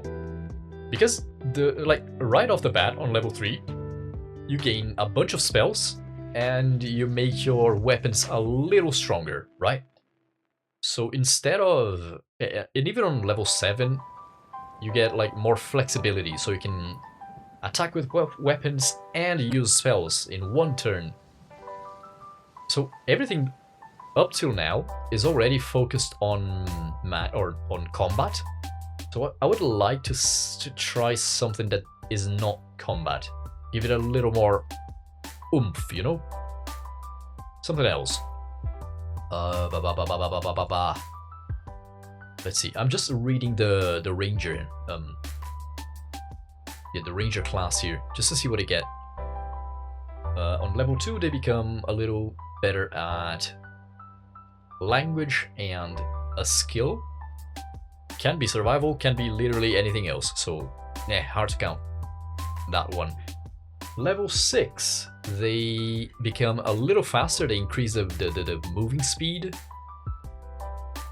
And so they get climb and swim. Okay, so they already at level 6 they get climb and swim. I don't know, I'm thinking. I really like the idea of a totem. There is this one thing that there is a subclass for the warlock. I don't know if it's on the 5.5. I know it is definitely on the 5e version. But there is this Jinn warlock, the genie warlock. And oh, there's also like the totem guy. Yeah, Pact of the Totem, I think. Not totem. I don't know. I don't remember. But it's all about like things that you would be good at doing yourself. You can, like, because most class, oh, you gain proficiency in this. Oh, you become better at that. But there's this one way to play the warlock in that lets you give other people your buffs, right?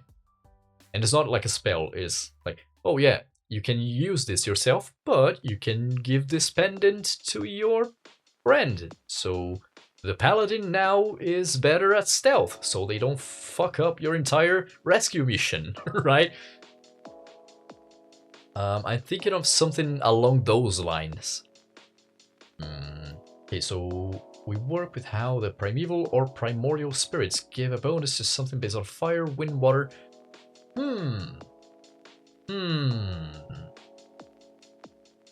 I like it. I don't know about the elements. I guess it does make some sense. I guess it is very important to touch on that, yeah. Right? Because it does have... Ultimately, it has to be nature-based, right? We really want that druidic flavor. Even it's not actually a druid, but we want to touch a little bit there.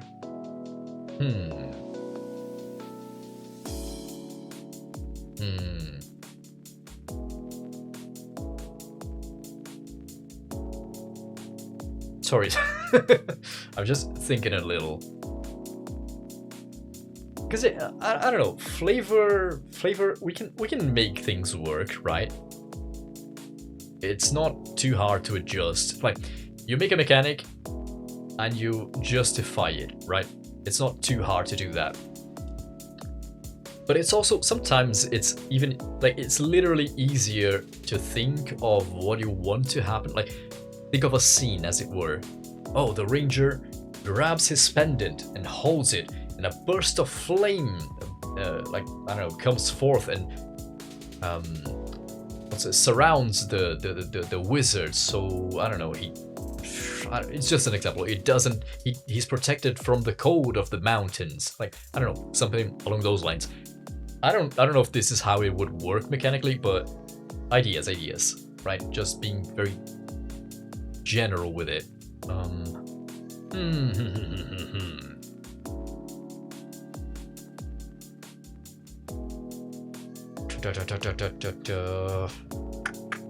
don't know. Let me finish this one. Level 7. What should we call this? For the fighter, it is war magic. Is it fine to call it war magic? Again? No. We gotta be a little more creative than that. Oh, by the way. Yeah, by the way, I suck at naming things. Like, honest to God, I fucking suck at naming things. You don't know how many iterations it took to end up at Soul Warden. And even then, I don't feel like it really does it justice. Like, Soul Warden works for the spirit part, but it doesn't really... I don't know, it doesn't sell the idea of a keeper, kind of. A keeper of history. That I would say it's part of the subclass, but yeah. I don't know. What should we call this?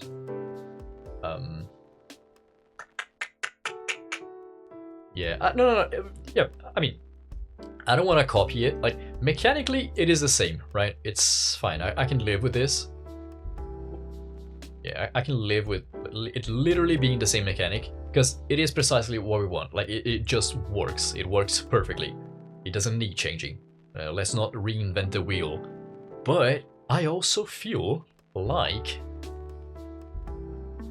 we gotta be creative, right? That's the entire point of this. you gotta give it a new name.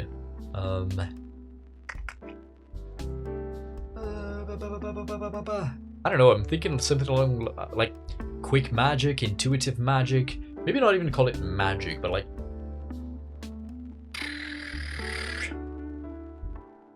I don't know, intuitive conjurations. It's too long. I think something a little simpler or more to the point. But we don't have to name it right now. It's fine. I will though. Level, is it 11, I think? Let me double check. Yeah, it is war magic, but I don't know. Instead of like war, because I get the fighter having that name, right? That name for a feature. Because the fighter is all about the combat, the war, the battle. The ranger is a little... It does do that, right? Every class does technically, but it does have that side of martial combat. But I feel like it's not the most important thing for the class. Yeah, okay, so it is a level 11.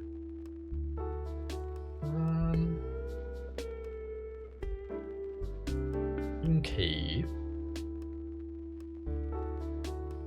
Is this enough spacing? I guess it is. I don't know, it feels off. We could tentatively call it war magic. Just to see. Although, but if break something, it's fine. Okay.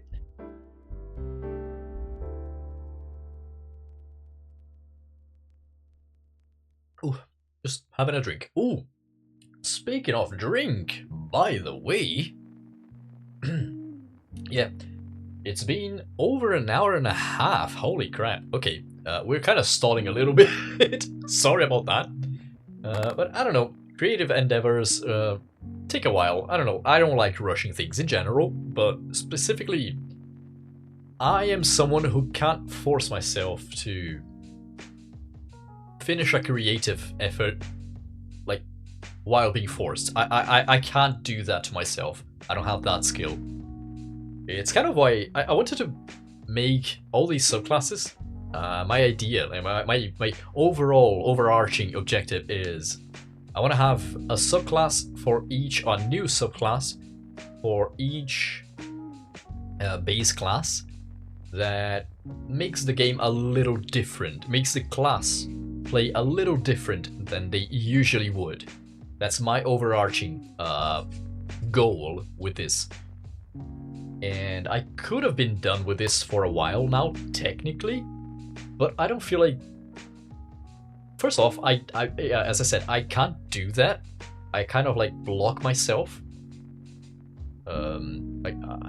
if I try to sit here, no, I'm gonna dedicate 3 hours a day to writing this. I don't know, nothing flows. It's like a very low production, like very low efficiency session. But I also don't believe it really makes a good product in the end. I want to be fully honest, like, I say this is my least favorite subclass, the rogue one, the corruptor, the like fiendish guy who influences people with dark magic and forges documents so no one knows what's really going on. I like it. I'm not gonna say I don't, but I don't know. I forced myself to make that one. Like, sure, I did have an inspiration, a theme, but I forced myself to finish that one when I wasn't really feeling it. And I don't know. It's you can see it, right? It's the one I said feels the most pigeonholed out of everyone. Sorry, let me just read what you're saying here, because I missed it some. It is war magic, yeah. I think if you want to make this ranger more caster, something more magic based would make more sense. Primal invocation, wild casting is nice. Oh, because it feels like a little bit out of control, but it's not exactly what I'm trying to mean here. It's like that kind of intuitive, savage. Like I didn't think about this; it just came out. So like in the middle of the swing of the sword, like you didn't even think about it, but like a spell is already coming out to hit the other guy behind you. I like it. Wild casting. Yes, okay, thank you so much. I love it. Wild casting. Okay. Super cool. Yes, I'm very happy with this. Yes! This is kind of why I wanted this to be a collaborative effort. Like, sure, I could do this by myself, but where's the fun in that? I don't know, I like different ideas. Oftentimes, like, we get stuck in our own heads, I feel like. So it's nice to have something new. But I was trying to say before I rudely interrupted myself from the past. It has been over an hour and a half, and I think it is time for us to take a little break. So go grab some water, go walk a little. It's not nice to be sitting down for too long. Your body does not enjoy that. This is me being an old man, an old fart. But yeah, I will. Let me get my music. Okay. I'm gonna leave you guys with some music, and I'll be right back in just a little bit. See ya!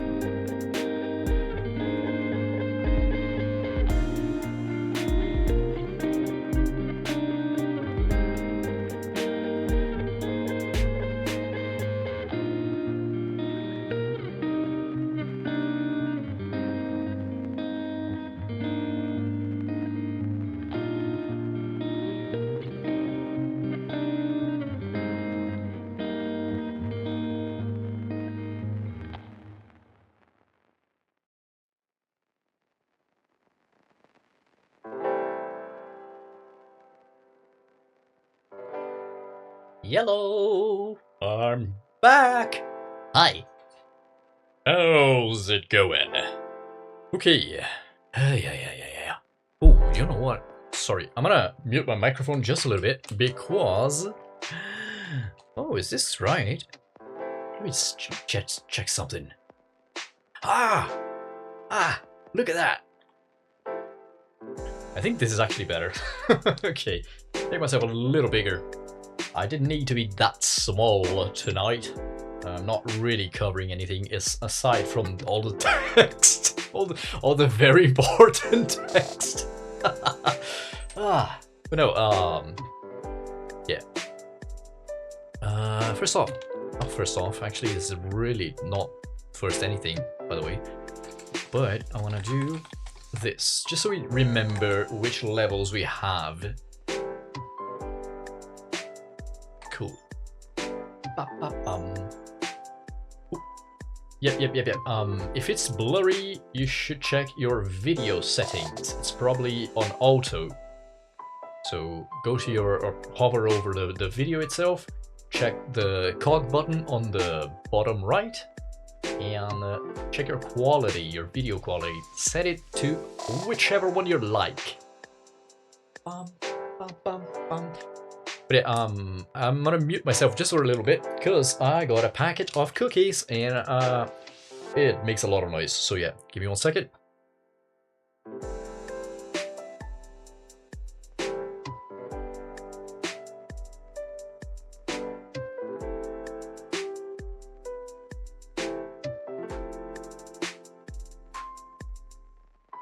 Cool.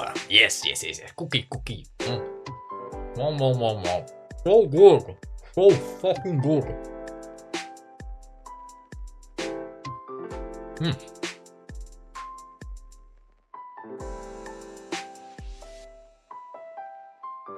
Okay. So.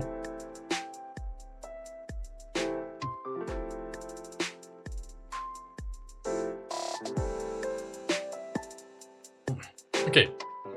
What are we doing here again? I mean, yeah, sure. Making a subclass, sure.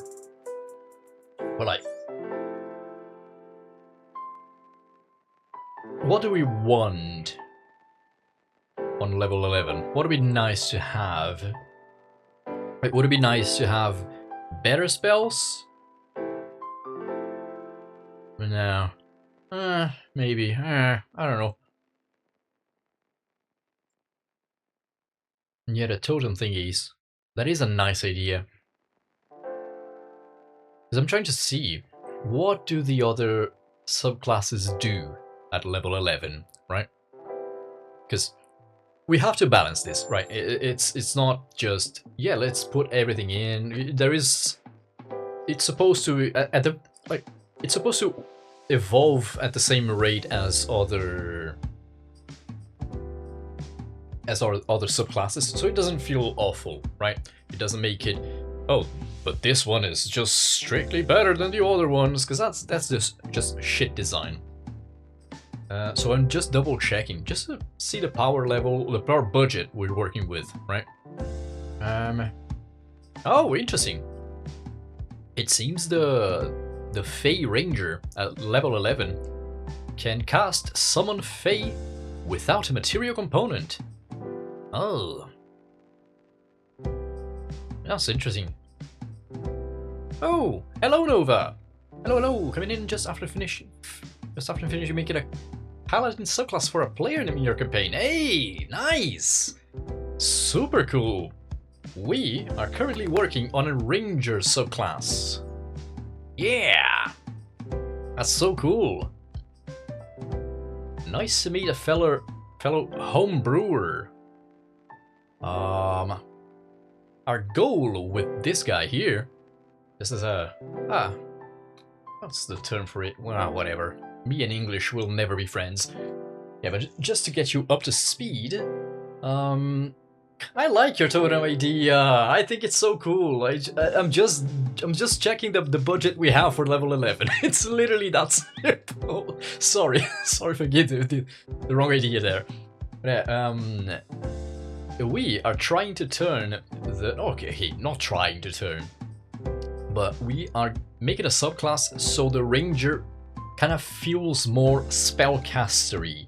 Instead of just a guy with a weapon that can sometimes cast spells, I wanna try to make him play more as a caster. Okay. Yeah, sorry. I was checking the guys here. Yeah, the Fey Ranger can summon Fey without material component, so it does... Oh, you can also cast it once without a spell slot. Okay. And you regain the ability to cast it this way when you finish a long rest. Okay, so it's kind of... Yeah, you get one free summon Fey spell. That's a level 3 spell, I think? I'll double check that. Just give me 1 second. Not you. You suck.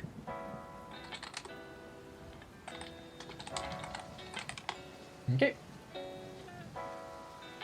Summon Fey. Let's check this spell. Yeah, level 3. Okay. Oh, actually, I love this spell. I love Summon Fey. It's one of my favorite spells. It's genuinely so cool. I never got to use it. Actually, no, that's a lie. I did use it once in a campaign.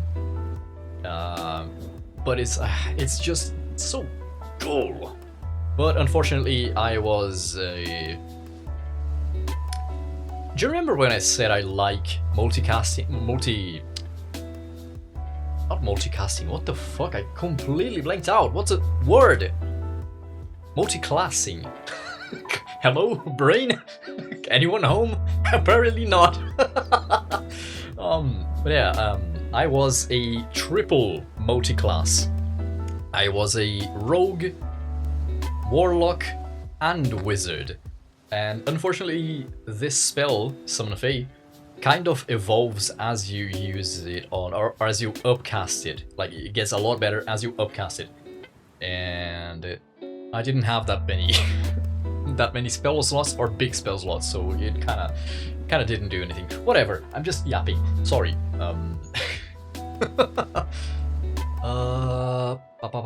But yeah, it is a spell that I love very, very much. Okay. There is the Gloom Ranger. What does it do? Stalker's Flurry. Okay. The psychic damage of your Dreadful Strike. What is Dreadful Strike? It's a level 3. No? Oh, it is a level 3 ability. Okay. Okay, so it's like you empower your attack. Becomes 2d8 instead of 2d6. So no, your buff, your self buff gets a little better.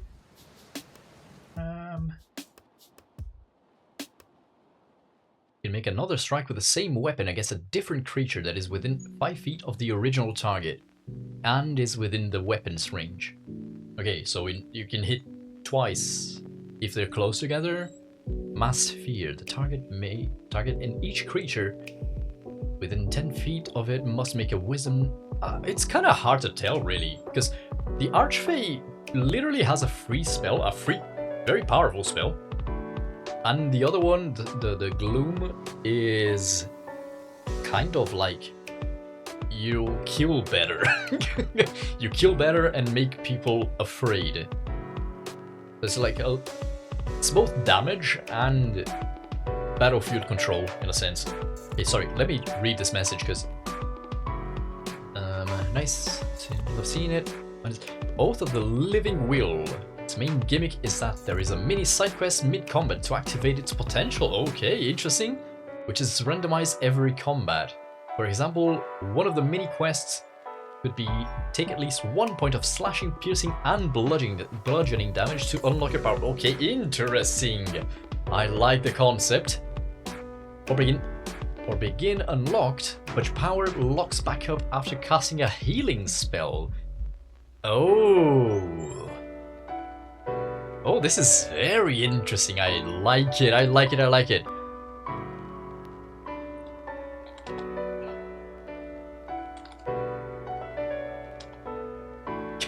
Sorry about the ads.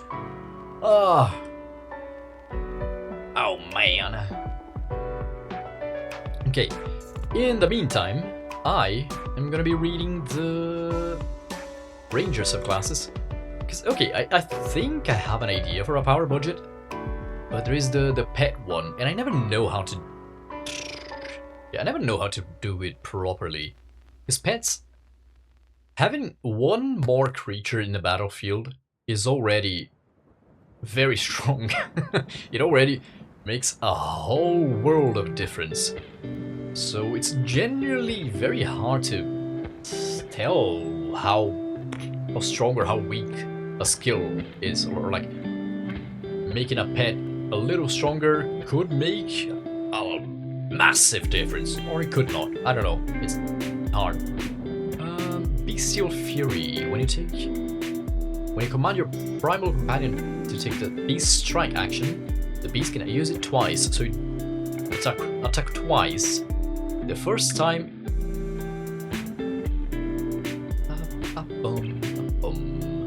Hey, did it not trigger? Oh, hey, what the fuck? Also, I think the music's a little loud. Sorry. We're back. Hey.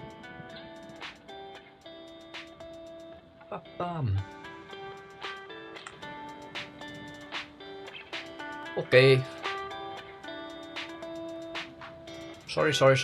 We're back officially now. Yippee! Yeah, sorry. I am rereading the other Ranger subclasses. Also, by the way, is the music loud?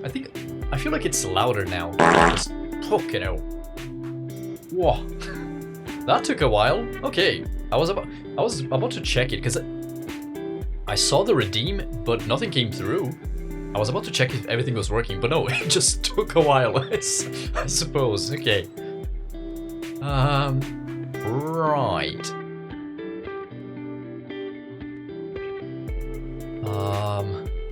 Yeah, I don't know actually if it comes through, by the way. But I literally jump every time there is a fart redeem. I don't know what, I don't know why, but it really just makes me jump every single time. Yeah, sorry, I was mid-reading, wasn't I? Yeah, well, I really like the idea of unlocking stuff. It's a very new mechanic, let's put it this way. Like, it is a gimmick. I don't want to make it sound... I don't want you to take it in the wrong way, right? But I really like that there is a gimmick. There is like a mini game that you want to play. I don't know. There is a side of me that feels weird because I don't know how I feel about having locked potential, right? I would rather have everything available to me and I make the decisions, but I like that. Like, that's the entire point, right, of this subclass. You get to play your minigame, and sometimes you do it, sometimes you don't. I don't know, I feel like there are players in my table that would absolutely love this.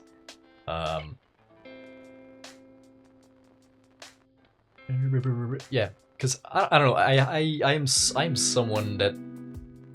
I am the type of guy that doesn't even roll the dice for proficiency. I'd rather just use the static numbers. I don't know, I like predictable myself, because my brain is already unpredictable enough.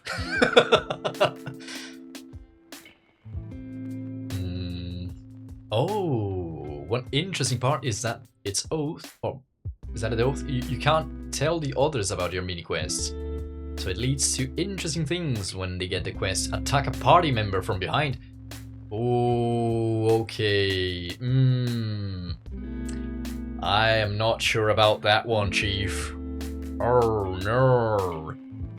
Yeah, I don't know. I don't know how I feel about inviting party Discord in that sense. Like actual like trouble combat between characters. Yes. I mean, I like the themes. It's just a matter of how you wanna do it, right? In the end, just manage your expectations and talk to the players, right? It's fine. I don't know. It's just I have a real gripe with player combat specifically. I don't like it, unfortunately. Okay. So let's come back to this, right? Yapping is all fine and dandy, but we really need to work on this.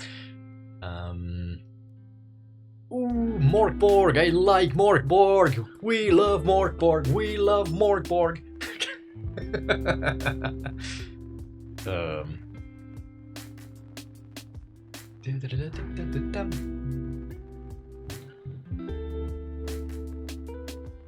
Have a relic that once belonged to a puppet master. The more the person uses his power, the more. Yeah, but that's the Morkborg is kind of different because everything in that game is made to make the players feel horrible. Like that's the entire point. Not one single thing in that game feels good. Everything sucks, and that's like the entire point of the game. Because it's meant to be quick, intense, and feels awful in a good sense. But yeah, that kind of like I remember this one mechanic, the goblin curse. Like goblins are probably the worst thing you can ever encounter. They are weak as shit. You can kill them very easily, but if you ever take damage from a goblin, no matter like if they scratch you, if they bite you, if they throw a rock at you, if you take damage from a goblin, you have a rather high chance of becoming a goblin. Like it's literally just like a virus spreading. Yeah, it's a plague. And like that's, to me, that's like the essence of Morkborg. Everything has to suck. Oh yeah, you have to kill the one that hit you, right? Yes, that's true. I love Morkborg. It's so cool. It's so cool. But D&D is kind of different in that sense. Like, it's a little more involved. It's a little slower. It's a little more calculated. And I don't know how I feel about inviting players to hit each other. I don't know. It's kind of like not against particularly, but like it's a little bit different from how the game is, in a mechanical sense, meant to be played. Yeah. This is literally just me yapping. Sorry. We need to work on a level 11 ability. So, the pet guy, the pet subclass, the pet gets 2 attacks. So instead of attacking once, it attacks twice. So it's double the DPS or DPA, damage per action, whatever.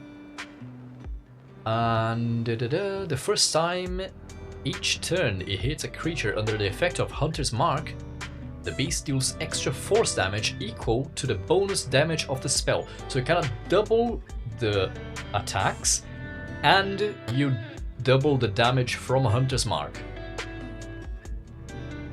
I don't know how much that, like, I don't know the numbers on this. I'm not gonna run them right now, but it sounds like a little bit more than double damage, kind of. So it is a pretty big buff. It is for the beast though, not for the character technically, like with many quotation marks. The Fey guy, the Fey subclass, he casts Summon Fey for free, and it doesn't require concentration. That's kind of important, eh? Okay. Yeah, that's actually pretty fucking strong. And the Gloom guy, the Shadow Fey, not Shadow Fey. What's the other one? Yeah, what's the other guy? The other realm? There's the Feywild, and then there's like the Shadowlands or whatever they called. I don't remember. Yeah, no, it's the Gloom Hunter, yeah, but Gloom Stalker actually, but the plane of existence, the one that's like part of there's the three main ones. There is the material plane, there's the Feywild, and then there's the dark place.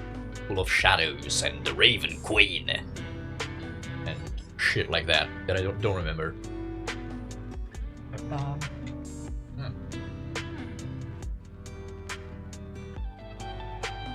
Sorry, drinking some water. Apparently I've been talking for long enough for my throat to feel weird. Okay. Yeah, it's and the Gloom guy gets an extra. Oh, so it increases the bonus damage, kind of a sneak attack. It gets to hit people if they're close to the target, and the target and each creature within 10 feet of it must make a wisdom saving throw against your spell save DC. On a failed save, the creature has the frightened condition until the start of your next turn. So yeah, it's more damage. So from 2d6 to 2d8. From one target to technically 2 with an asterisk. It's not really, but there's a lot of battlefield control there with fear. Okay, yeah, so level 11 seems very strong for the subclasses, so we shouldn't worry too much. Right, so our budget is... yeah, we have a lot of leeway here. So what would be nice? Let's talk totems. What's the idea here? What would be nice to have with the totems? Would it be cool to be more offensive? Would it be cool to have more utility? I said my piece. I think utility is nice. Because like we have had a lot of offense up till now, like very combat oriented. But I'm not against more offense, right? We want this class to feel like a fullcaster, right? We want it to feel kind of like a druid, kind of like a wizard.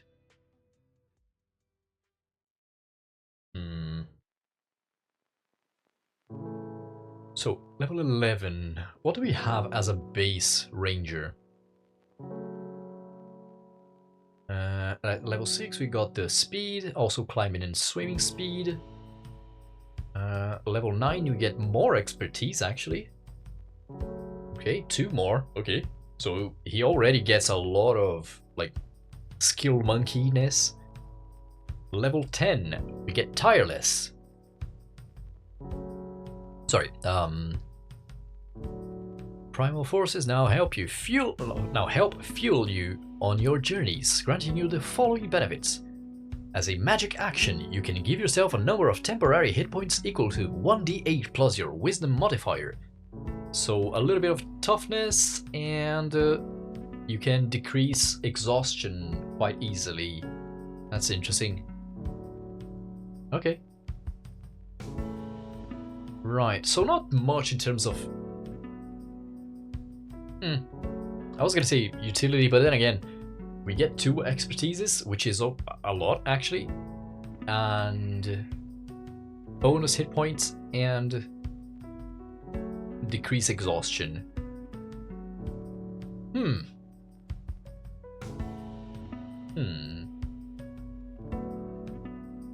How do we feel about that? Maybe it is fine to go more magic-y. Ooh, a buff for the party members.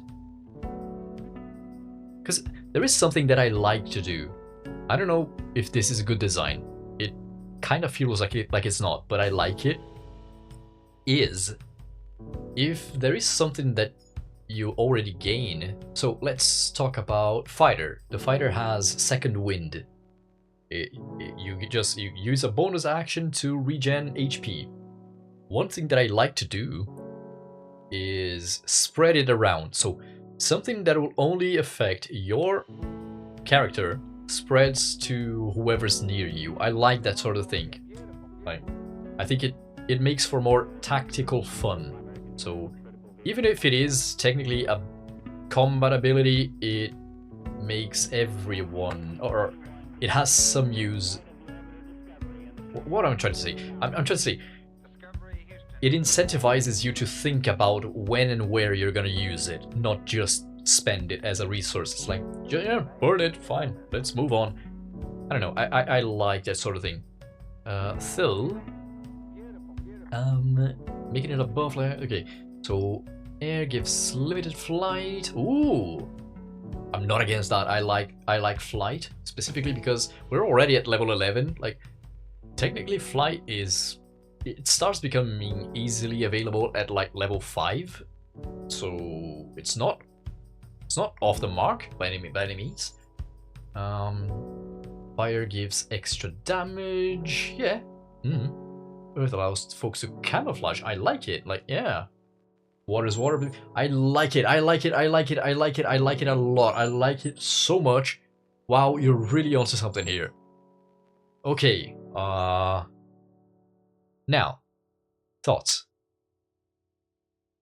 Is this for one character? Is this for everyone? If this is for one character, how many totems can we have at one point?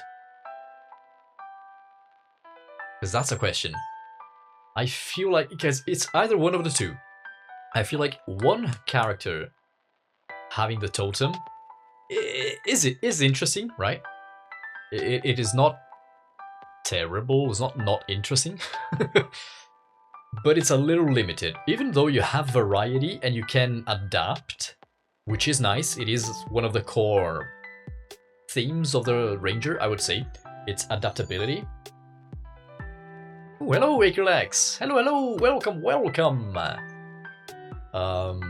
at the same time, it's a level 11 ability.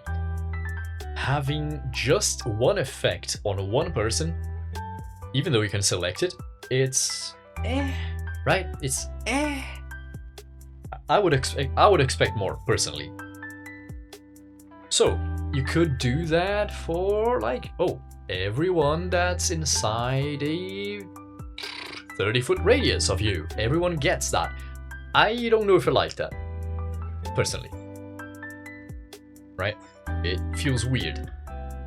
There is something to be said. So let's think about this thematically. Let's justify this ability, right? The Ranger, like, what am I trying to say here? He weaves this ancient old magic, like elemental magic, inside this totem. It can be like whatever. It can actually be a totem. It can be a pendant. It can be a ring. Whatever. Ideally, I think I would like for it to be like something carved. I don't know. Feels more interesting. So he like weaves this magic into this object, and like this object like emanates this power, this influence over an area. Like I can see that working. I can see this working. It is interesting, but how does it work with flight, for example? Right? Oh, yes. Sorry about that, Ikkur. You probably should try to wind down a little bit and, yeah, you know, take the meds if you can. Yeah, that's not. Sorry about that.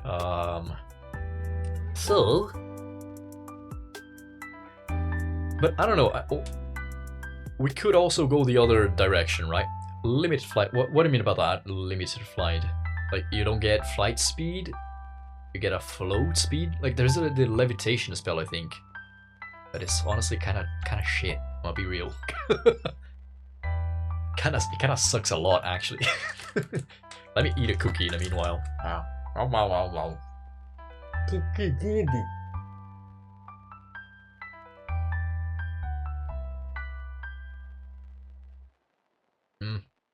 Cookie so good.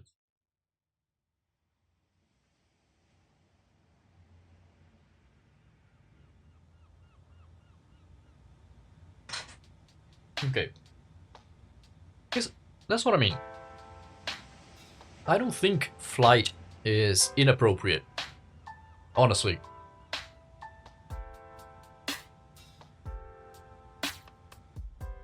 Like, even as a ranger, I don't think the ranger actually gets access to flight, but if they did, even if they did, they would have it already, like the flight spell, actually, that's the name, at level 9 already.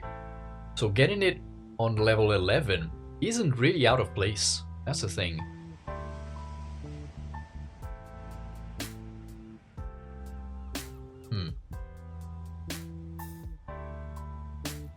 There is an argument there that it's not a good thing to allow. Yeah. It's not a good thing to allow for multiple people flying, right? It's one thing to say, oh, you and one other creature can fly. It's another to say you and anyone inside a 30-foot radius can fly. Like, sure, there is technicalities there. There's like user error, kind of, right? So the ranger starts flying and and they fly a little too fast beyond someone else and they fall off the sky and die. But sure, I wouldn't do that personally. I think as a DM, I mean, I think it kind of sucks. That's one of those situations that really shouldn't happen. It kind of just makes the game worse. But okay, there is that. But even then, I don't know. Feels like it could be too strong. I don't know. Sorry. But that's the thing. I like the flight. I'm trying to justify it to myself mainly. I like getting a flight speed or being able to fly. But the best thing is tomorrow I get to run the first session and I really want to reschedule. Yeah, my honest suggestion, try to get some rest now, genuinely, as much as you can. And if you still feel weird and groggy, get a nap going if you can, but yeah, I mean, sometimes it's just tough. If you have to reschedule, it's not the end of the world either. Like, sure, it sucks. I hate it when it happens, but it does happen. It's life. What can you do? Sometimes life is a little bit bigger than ourselves, unfortunately. So, what are we doing? I kind of turned into Shrek for a second there. Okay, so should look at air, giving something else, something like lightning or thunder. About that. I don't know.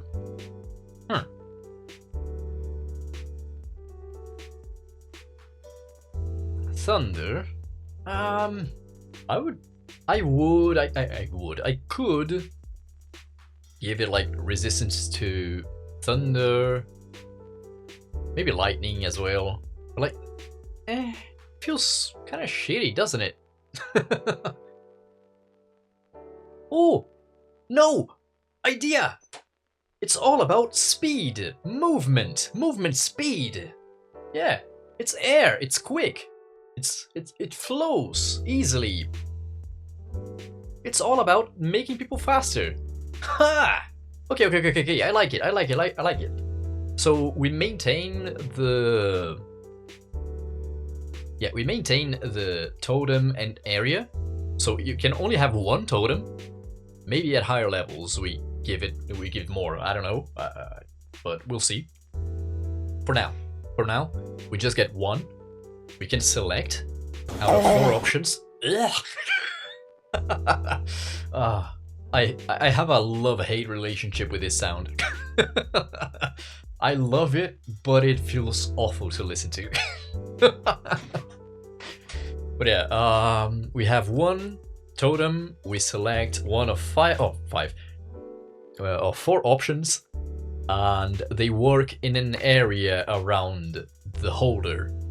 Now, next question. Is the holder the ranger, or can the holder be anyone? There's also the question of how long it lasts.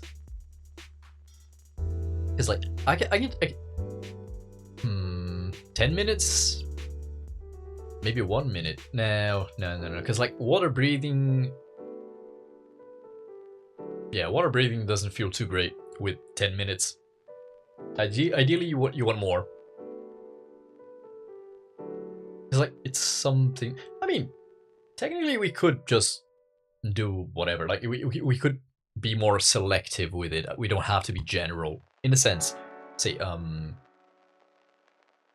water, air, where, air, fire, and earth. So we say like, oh shit, I forgot. We gotta do it a certain way because the thingy doesn't understand it otherwise. So yeah, we are. Hey, nice. Ah, I love Seribot. We just got spammers and bots. Okay, so like we say, if water is water breathing, we say it lasts 8 hours. If it's air, it lasts like, I don't know, an hour. If it's fire, it lasts, I don't know, 1 minute. And if it's earth, 10 minutes. Right? It's like we don't need to be general with how long each lasts. If we're specifying what each of them do anyways, like why not? So if you want water breathing, yeah, sure, it works for quite a long time because water breathing, like I think it's a level 2 spell and it works on like multiple people already, so it's like pretty fucking accessible. It's really not meant to be such a hard thing to come by, especially at level 11. Movement speed, yeah, sure, it works in combat, but it would be nice to have it for like exploring. No, I make things a little faster. I don't know. Now this one, fire, is strictly for combat, so yeah, let's make it last for 1 encounter, right? Encounters usually last at most 1 minute if it's not like a massive battle, end of campaign, everything is here, like, right? And stealth, like it's nice to have some boost to it, but also leave some space for things to go wrong should the DM need it, right? Oh, sure, everyone's better, but it doesn't last forever. You know? Like, I think this could work. Personally. Is that true, though? Is, like, does it make sense? Like, sure, I believe myself. but am I crazy, though? This is what I'm trying to get at. Also, I'm gonna get my cookies.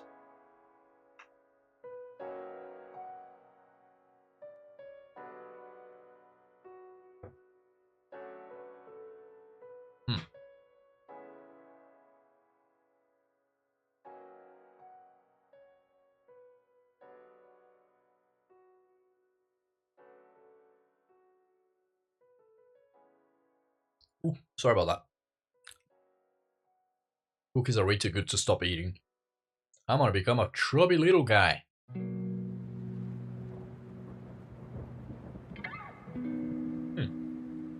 Okay.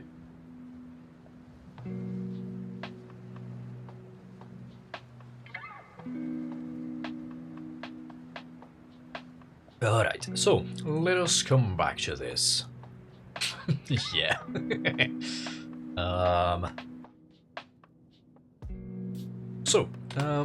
Let us try to work out how this is meant to work. Actually, I can do this. Last time I did a cowboy voice, Iris got very upset at me. Rightfully so, I would say. Because I don't know what I'm doing. Oh yeah, sure. I forgot. I gotta do this. Bonk. Nice. So how should we start this? What's the mechanic here?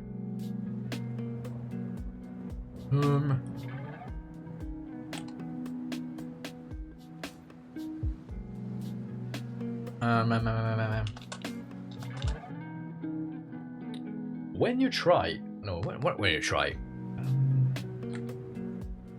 you have learned to infuse.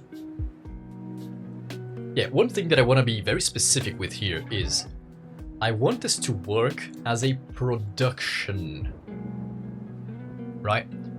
It is like, I want to make it feel like the ranger has to carve these special items, right, out of wood specifically. Maybe not specifically wood, it could be rock if you really wanted to, but it's something you have to produce. And it breaks after a while, right? Because maybe the magic is too strong for mundane things, right? I want to work a little bit in that ballpark. But like, I also want to make it feel like it's a ritual. Because like, you have to stop and do it. It's not something you, bam, I did it. Or, oh no, I have to do this over 25 days of enchanting. No, I don't want that. Like, I don't want it to be quick. I don't want it to take too long. Like a normal ritual spell takes 10 minutes. Most like ritualistic effects in the game take like around 10 minutes to prepare or to make. I think that's fine, right? You spend 10 minutes, you get a special effect that works around you. I think it works. You have learned to infuse an item. No, you learn to produce and infuse an item with magic. That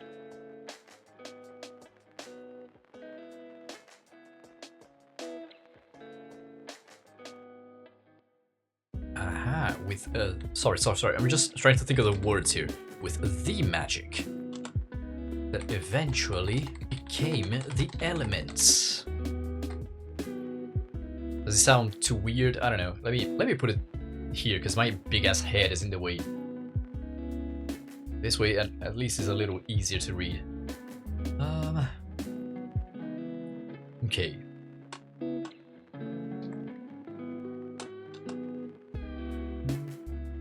Okay.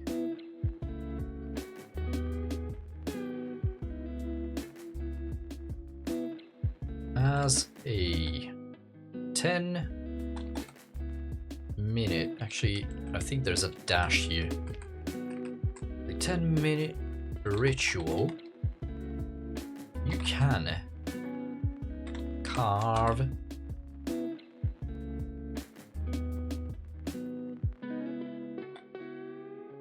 Is it a small? No, actually, it's a what's it called? The ancient magic taught, not you have learned. Something more intuitive. Yeah, you have a point there.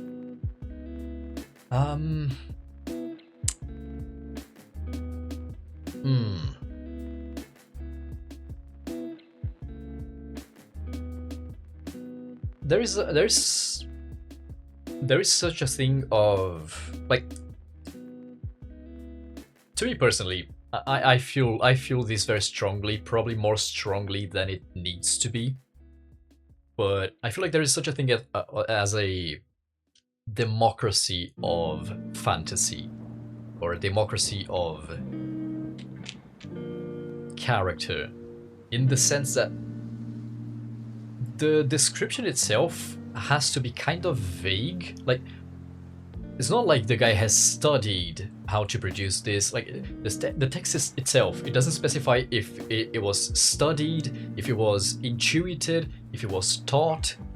Like, it doesn't matter how, because we need to allow for different fantasies of people. So if you want this ranger guy who's kind of similar to what a wizard in an academy would do, or would act like, sure, it works. If you want it very much intuitive, like, I feel it coming, like, I don't really understand it, but I feel it flowing through me. Like, sure, it also works. Like, that's that's a point I try to work on. Because I want to allow as much as I can with the wording, because I don't want to force a specific fantasy. Does that make sense?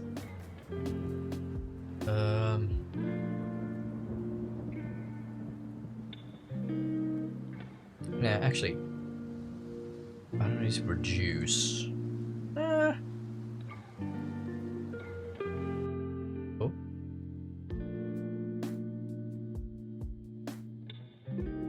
We do just infuse, and we specify that it's a projection here.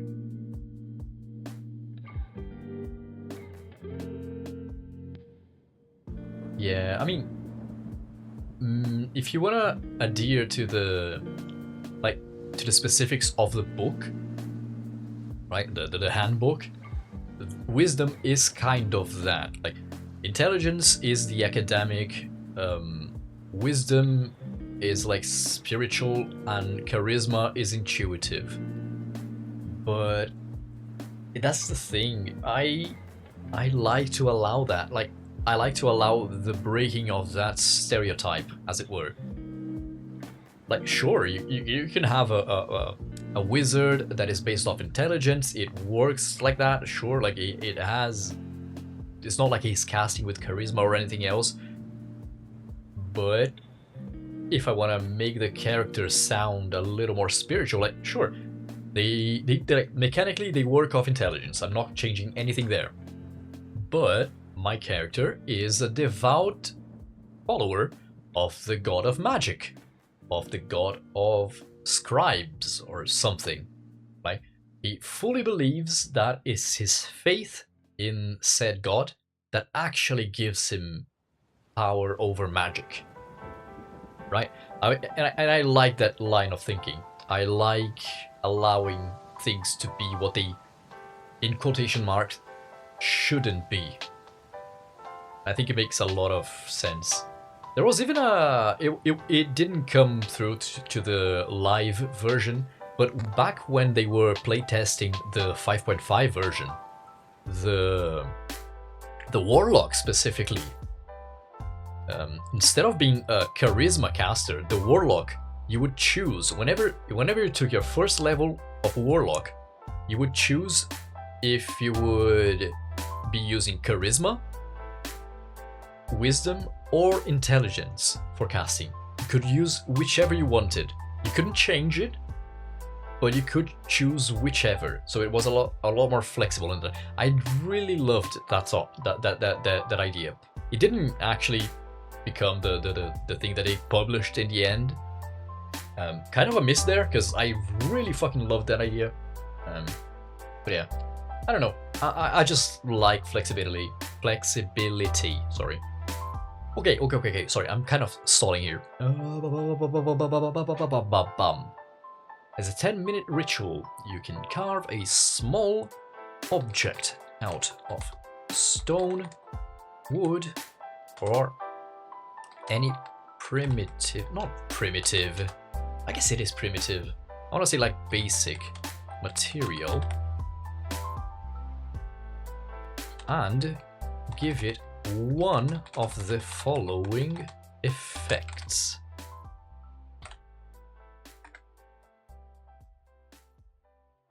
Okay, as a 10-minute ritual, 10 minutes, plural. You could technically made it out of shit. Yes. Like, I don't know, does this convey the idea properly? A small object out of stone, wood, or any basic material. Like, does it make sense? I wouldn't... Okay, mechanically, I wouldn't say no to a ring made of literal shit. But as a DM, I would. Yeah, natural material. I think that's a better one. Natural. Okay. Makes more sense. That's true. But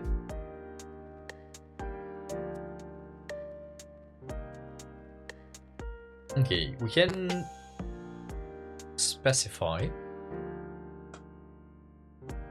that these effects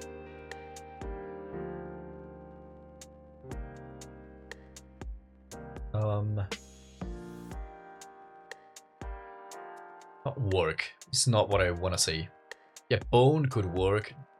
Dung, maybe not, maybe not, maybe not.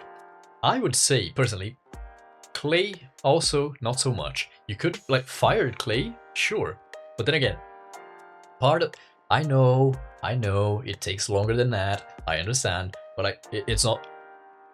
If you would fire the clay, so you mold it into like a small totem-like thingy, like a little sculpture. If it's pure clay, maybe not. If you fire it, it works. It's fine. You produced it. But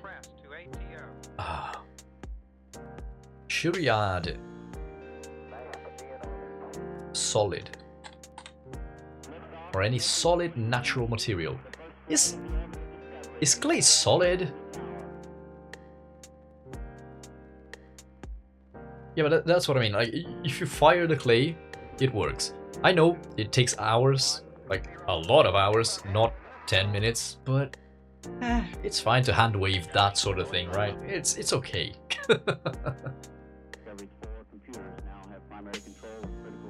Does it have to be solid?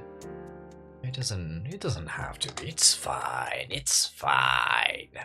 No one's gonna exploit this in a way that I haven't thought of. Surely. Surely that's not gonna happen, right? Okay. What do I... This is... Not this is... These. Sorry. These effects...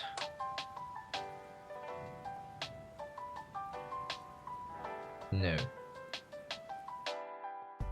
You... and any creatures of your choice in a 30-foot radius gain these effects. Make sense? I guess so, right? I mean, we're gonna specify what they do. Do we want to think about something else? Do we need to think about how do they until they're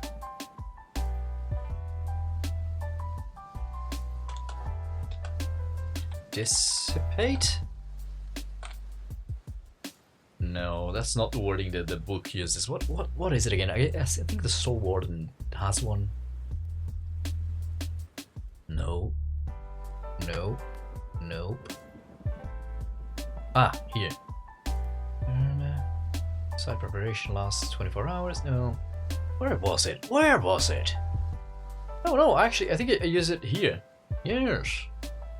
Does not require last for 1 minute until dismiss it or are incapacitated. Yeah, I gotta be specific with these sort of things because there are the rules lawyers that, oh, but it doesn't say that here, so it still works. I guess it can sort of work. Oh, absolutely, you're gonna get credit for this. Like, absolutely, you're gonna be credited. Speaking of, that's something. I don't have my name here. None of these. Okay, that's a thought.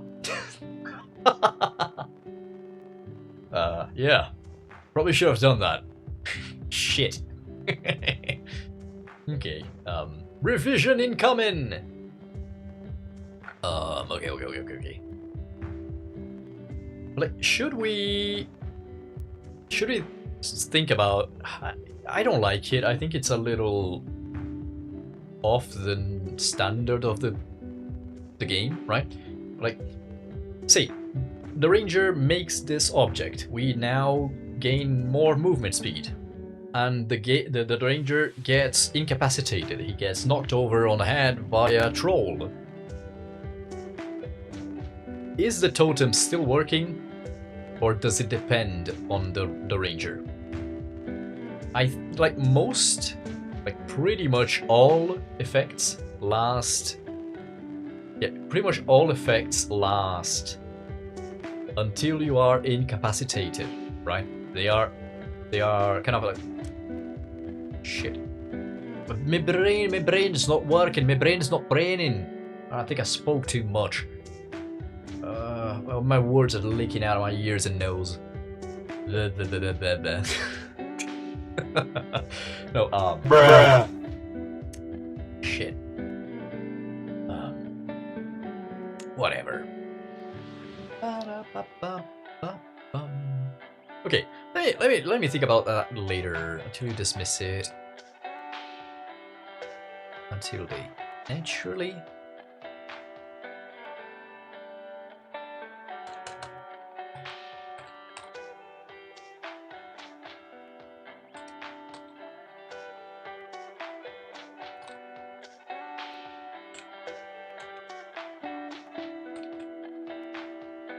Until the duration.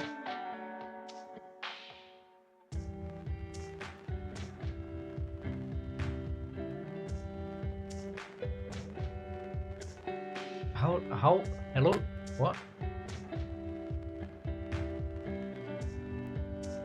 For the duration, okay, not until.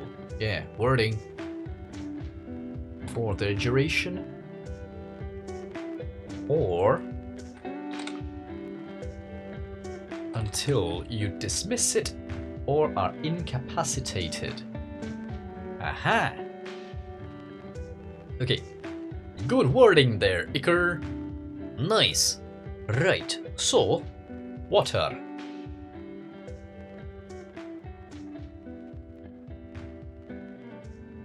Became no, that eventually birthed. How do you feel about that? Instead of magic that eventually became the elements, the magic that eventually birthed the elements. Does that feel weird? Maybe a little. Spawned? Any other choice of words? Also, I think this is a little more appropriate. Chock. Okay. Right. Did we listen to this song already? I am fairly sure we did, but okay. Ooh, sorry. Yeah, no. I was just rewording a couple things. Here I changed. You have learned to infuse an item with a magic that eventually, it was before, became the elements, and now I changed it to birthed the elements. You can see what I'm trying to do here, but I don't like the word itself, birthed. I feel like it feels a little weird. Oh no, not this. No! Shit. Okay. Saved it. Where was I? Okay.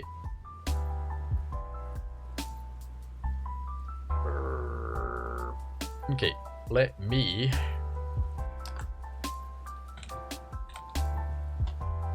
check for other synonyms. Produced, delivered, nope. Mothered, nope. Spawned, maybe. Not really.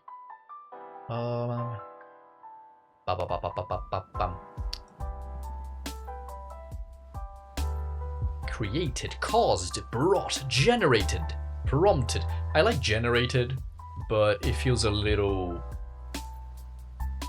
I don't know, automatic? Like a system made it, not it's a natural thing that evolved and became something else. Wrought. Wrought is a good one. Catalyzed, effected, brought on, brought about, brought forth, bred, gave rise to, begot, occasioned, Yielded. Invoked. None of these. I guess I don't like the word, but it does what I need it to do. Okay, I'll live with it. Okay, what do we do here? Water.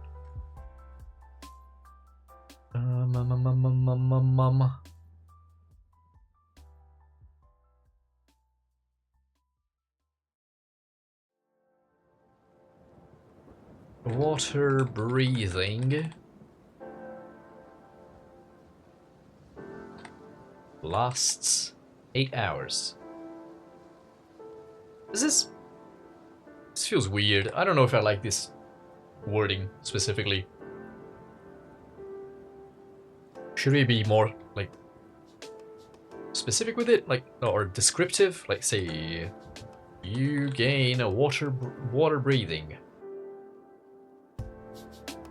Such devastation. It was not my intention. That's movement, speed. Let me just write this before I forget. Damage, whatever. And earth is stealth. Yeah, that's how you spell stealth, Ikkur. Sure. Though I don't know why I like this stealth. I like it so much. It's not stealth. It's a mix of both, actually. Stealth. Yeah, English. That's a normal language that is spelled like it's, or is spoken like it's spelled. Okay. What are we doing? You gain a water breathing. For 8 hours? Let's see if this makes sense in general. As a 10-minute ritual... No, it's 10-minute, not plural, dumb Ikkur.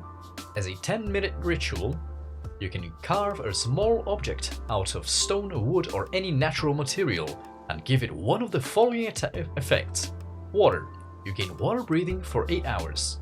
You and any creatures of your choice in a 30-foot radius gain these effects for the duration or until you dismiss it or are incapacitated. I guess it makes sense. It's not the best way to do it, I guess. Let's check back on this one, because we did something kind of similar here. You can call names to help you in the following ways, and then I describe it. Yeah, I think... yeah, it's fine, really, actually. I was gonna complain, but what I actually really want to do... Oh, first off... Oh, it's not right, actually. It's not a... I guess this is better? No, we need more. Sorry. It's like literally technicalities, but it's the sort of thing that would make my brain hurt very much if I forget. Okay. Instead of... Okay, idea. Instead of saying... give it the following effects, you can carve a small and infuse it with an element. Be a little more magically mystical, right? And enchant it with an element. What? Element. Okay. I think I like that a little better. No? See. As a 10-minute ritual, you can carve a small object out of stone, wood, or any natural material and enchant it with an element. Water. You gain water breathing for 8 hours. Air. You gain movement for 1 hour. I don't know. I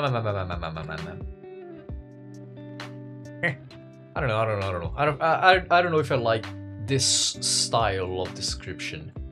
Like, you gain water breathing. Would it be fine to just do water? Water breathing for 8 hours. It doesn't feel right. Nothing feels right. Pain and suffering. Ah, shit. 3d6. Okay. I have a question. Hopefully, it's not a terrible one. But I have it nonetheless. Is the fire damage once, like a one and done? Or is it a sustained damage? As in, can you do it just once? Or can you do it over, like, once every round? Because that is important. Like, what I mean is 1 minute of extra damage every round? Or even every attack, maybe. I don't know.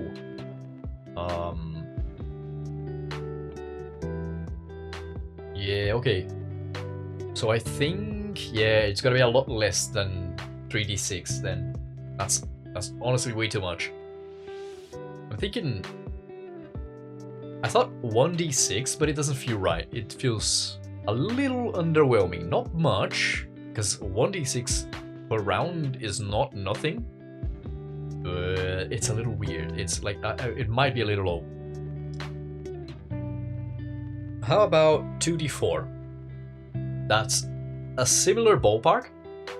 Because 2d8? No, fuck no. No. 2d8 per round for everyone? No, that's absolutely no. No. Like, this is insane damage. Remember, this is not just for yourself. Everyone else is getting this. That's the point. Like, this is insane damage. 2d4 is even like a lot.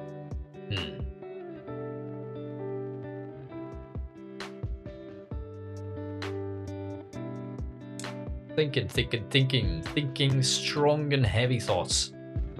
Very handsome thoughts. They didn't go anywhere. I don't know. I mean, I know it's level 11, but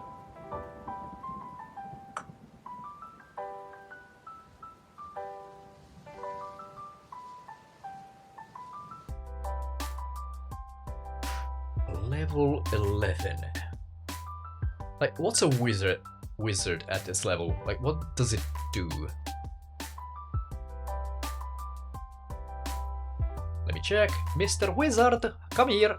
Okay, so at level 11, a wizard can cast a spell of level 6.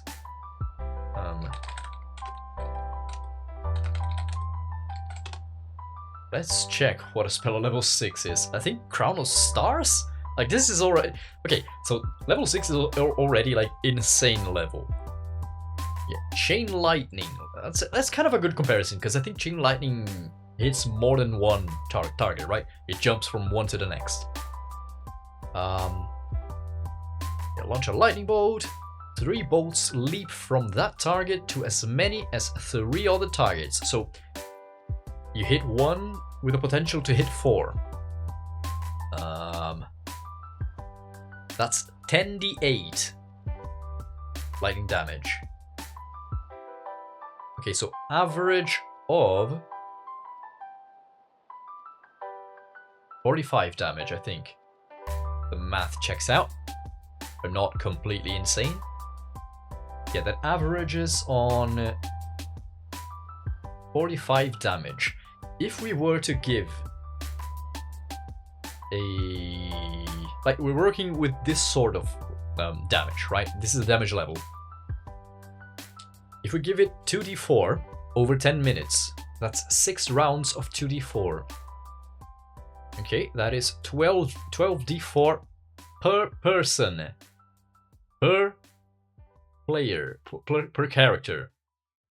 Say we have 3 characters. I think the average party is 4 characters.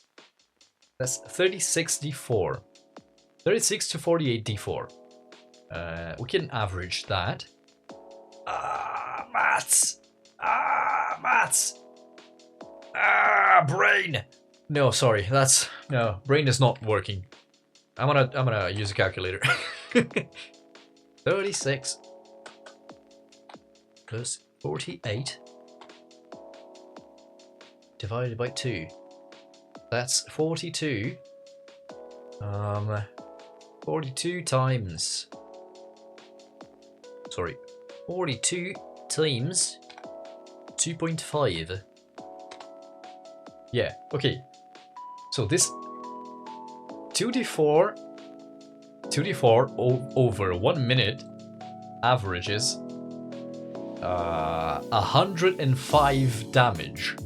So it's more than double a chain lightning. That is a lot.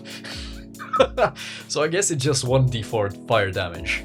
Though that is something. Okay. That is something you have to think of. If we're gonna do fire damage, which I think is appropriate, fire is literally the most resisted damage type, with a lot of immunities even. So does that make a difference?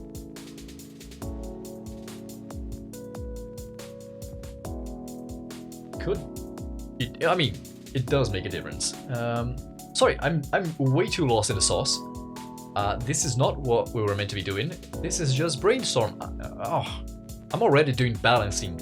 This is what should come after we have everything like thematically done or mechanically done. Shit. Okay, let me just, because I'm curious.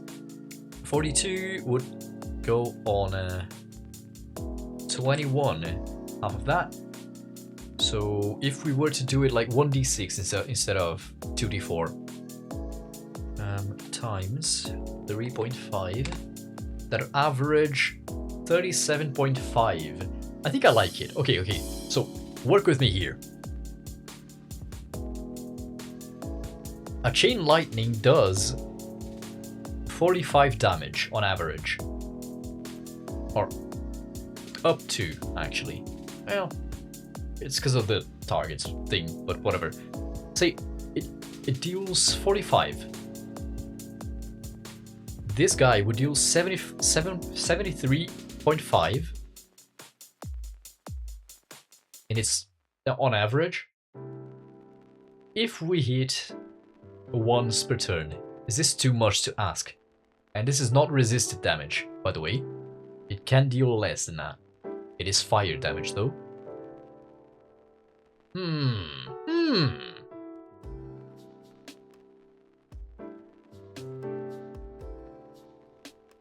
I don't know, man. I don't know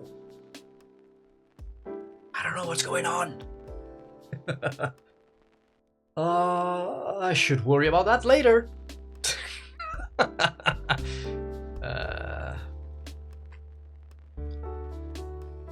You deal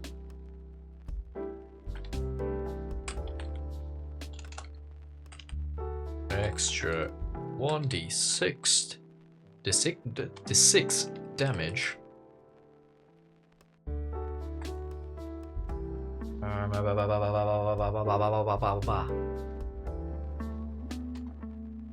Per round.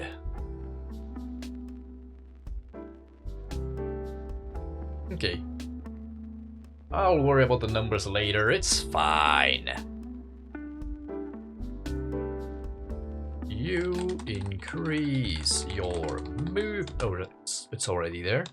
Your movement speed by, I don't know, 10 feet?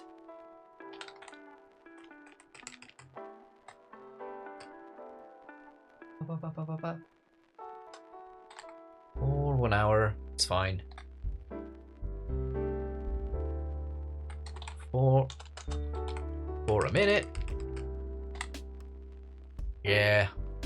And Earth. I think advantage is fine, right? Like, I was thinking about this. Should we, I don't know, add the wisdom modifier? No! this is what we should have done. You don't deal 1d6 damage, you deal your wisdom modifier. Right? Because, like, we want this guy to be kind of a spellcastery type, right? Right, so... we want the... sorry, I completely zoned out. We want this guy to have high wisdom, ideally, because it needs to feel castery. And then we deal extra wisdom modifier fire damage. Right? I think it works. It's fire.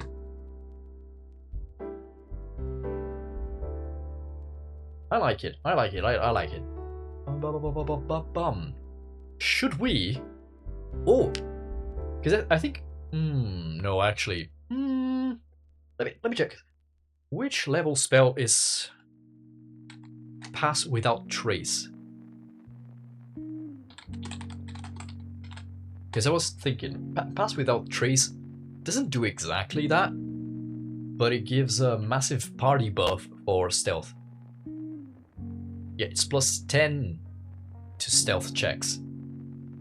So, if we give it advantage here, advantages on stealth, I think it'll be also fine to give it immunity to non-magical difficult terrain. What you think? Water breathing and swim speed. Ah, okay, ideas! Water breathing and swim speed equal to your movement speed. Speed. Should capitalize this as well. Okay, you have advantage. In or on? I never remember. I think I have it here somewhere.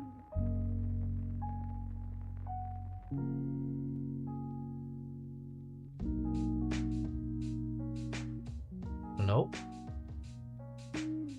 Okay, I'm gonna check the book. Ah, did I misspell advantage? Advanted. Sure, that's what I. Advantage. Is this right? I don't know, man. My eyes are like, I'm going cross-eyed. I've thought too much. Advantage. Okay, in dexterity. This is how they do it in the book, so this is how we do it here. Okay. Advantage. And what was the other one? Immunity to non-magical difficult terrain.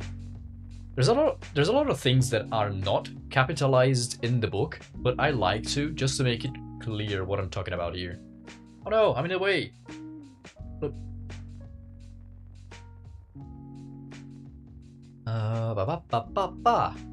Movement speed, that's good enough, I would say.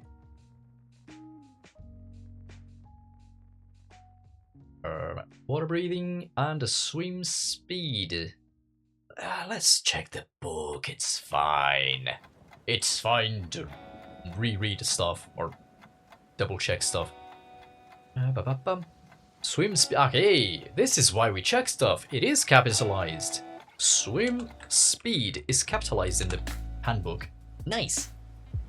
Okay, we don't have. You know what I'm gonna do? Ah, look at that. Look at that. This is so cool. I can do one of these. I can say slash column, not column, column, and oh, actually no, it's not column. It's actually a page. Ta-da! And we jump to the next. Cool. because I feel like this is getting way too close for us to do anything. You know what? I will give it some more spacing. Right, okay. And how do we do this again? I forget. It's page number 2? Oh, 1? Ah. No, it's not. It's definitely not this. How do I do this again? Ah, it's fucking capitalized. Yeah, I forgot. Camel case. Ta-da! Nice. And we can copy this, throw it down here somewhere, call this 2, and we have it here. Ta-da! Nice. Cool. Yeah. We actually are ending stream. It's been a little bit over 3 hours. Yeah, honestly, thank you very, very much for stopping by. Thank you very much for the help, for the ideas, for the feedback. Been a lot of fun. Yeah, I enjoyed this. I wasn't sure how this was gonna work, but I think we did pretty well in the end, didn't we? Let me put myself here. Hello. But yeah, we need now to find someone to raid. Who are we gonna raid tonight? Who are we? Yeah, I didn't name it. You're right, but I don't know. I'll workshop it. I'll workshop it a bit. We should say hi to Ray. No, this is not what I want to do. No. Let us start a raid. Ray is playing Subnautica. Yeah, night night, bye bye. But yeah, let us start a raid. And thank you so much, everyone who came by. I hope you had fun. We might do this some other time. I don't know. Maybe. I'm not gonna push myself to do this later, but I really did enjoy this, and I hope you did too. So, with all that said, thank you very much for coming. Thank you very much for watching. I hope you had a great time. I hope you have a great rest of your day. Ta-ra. Bye-bye.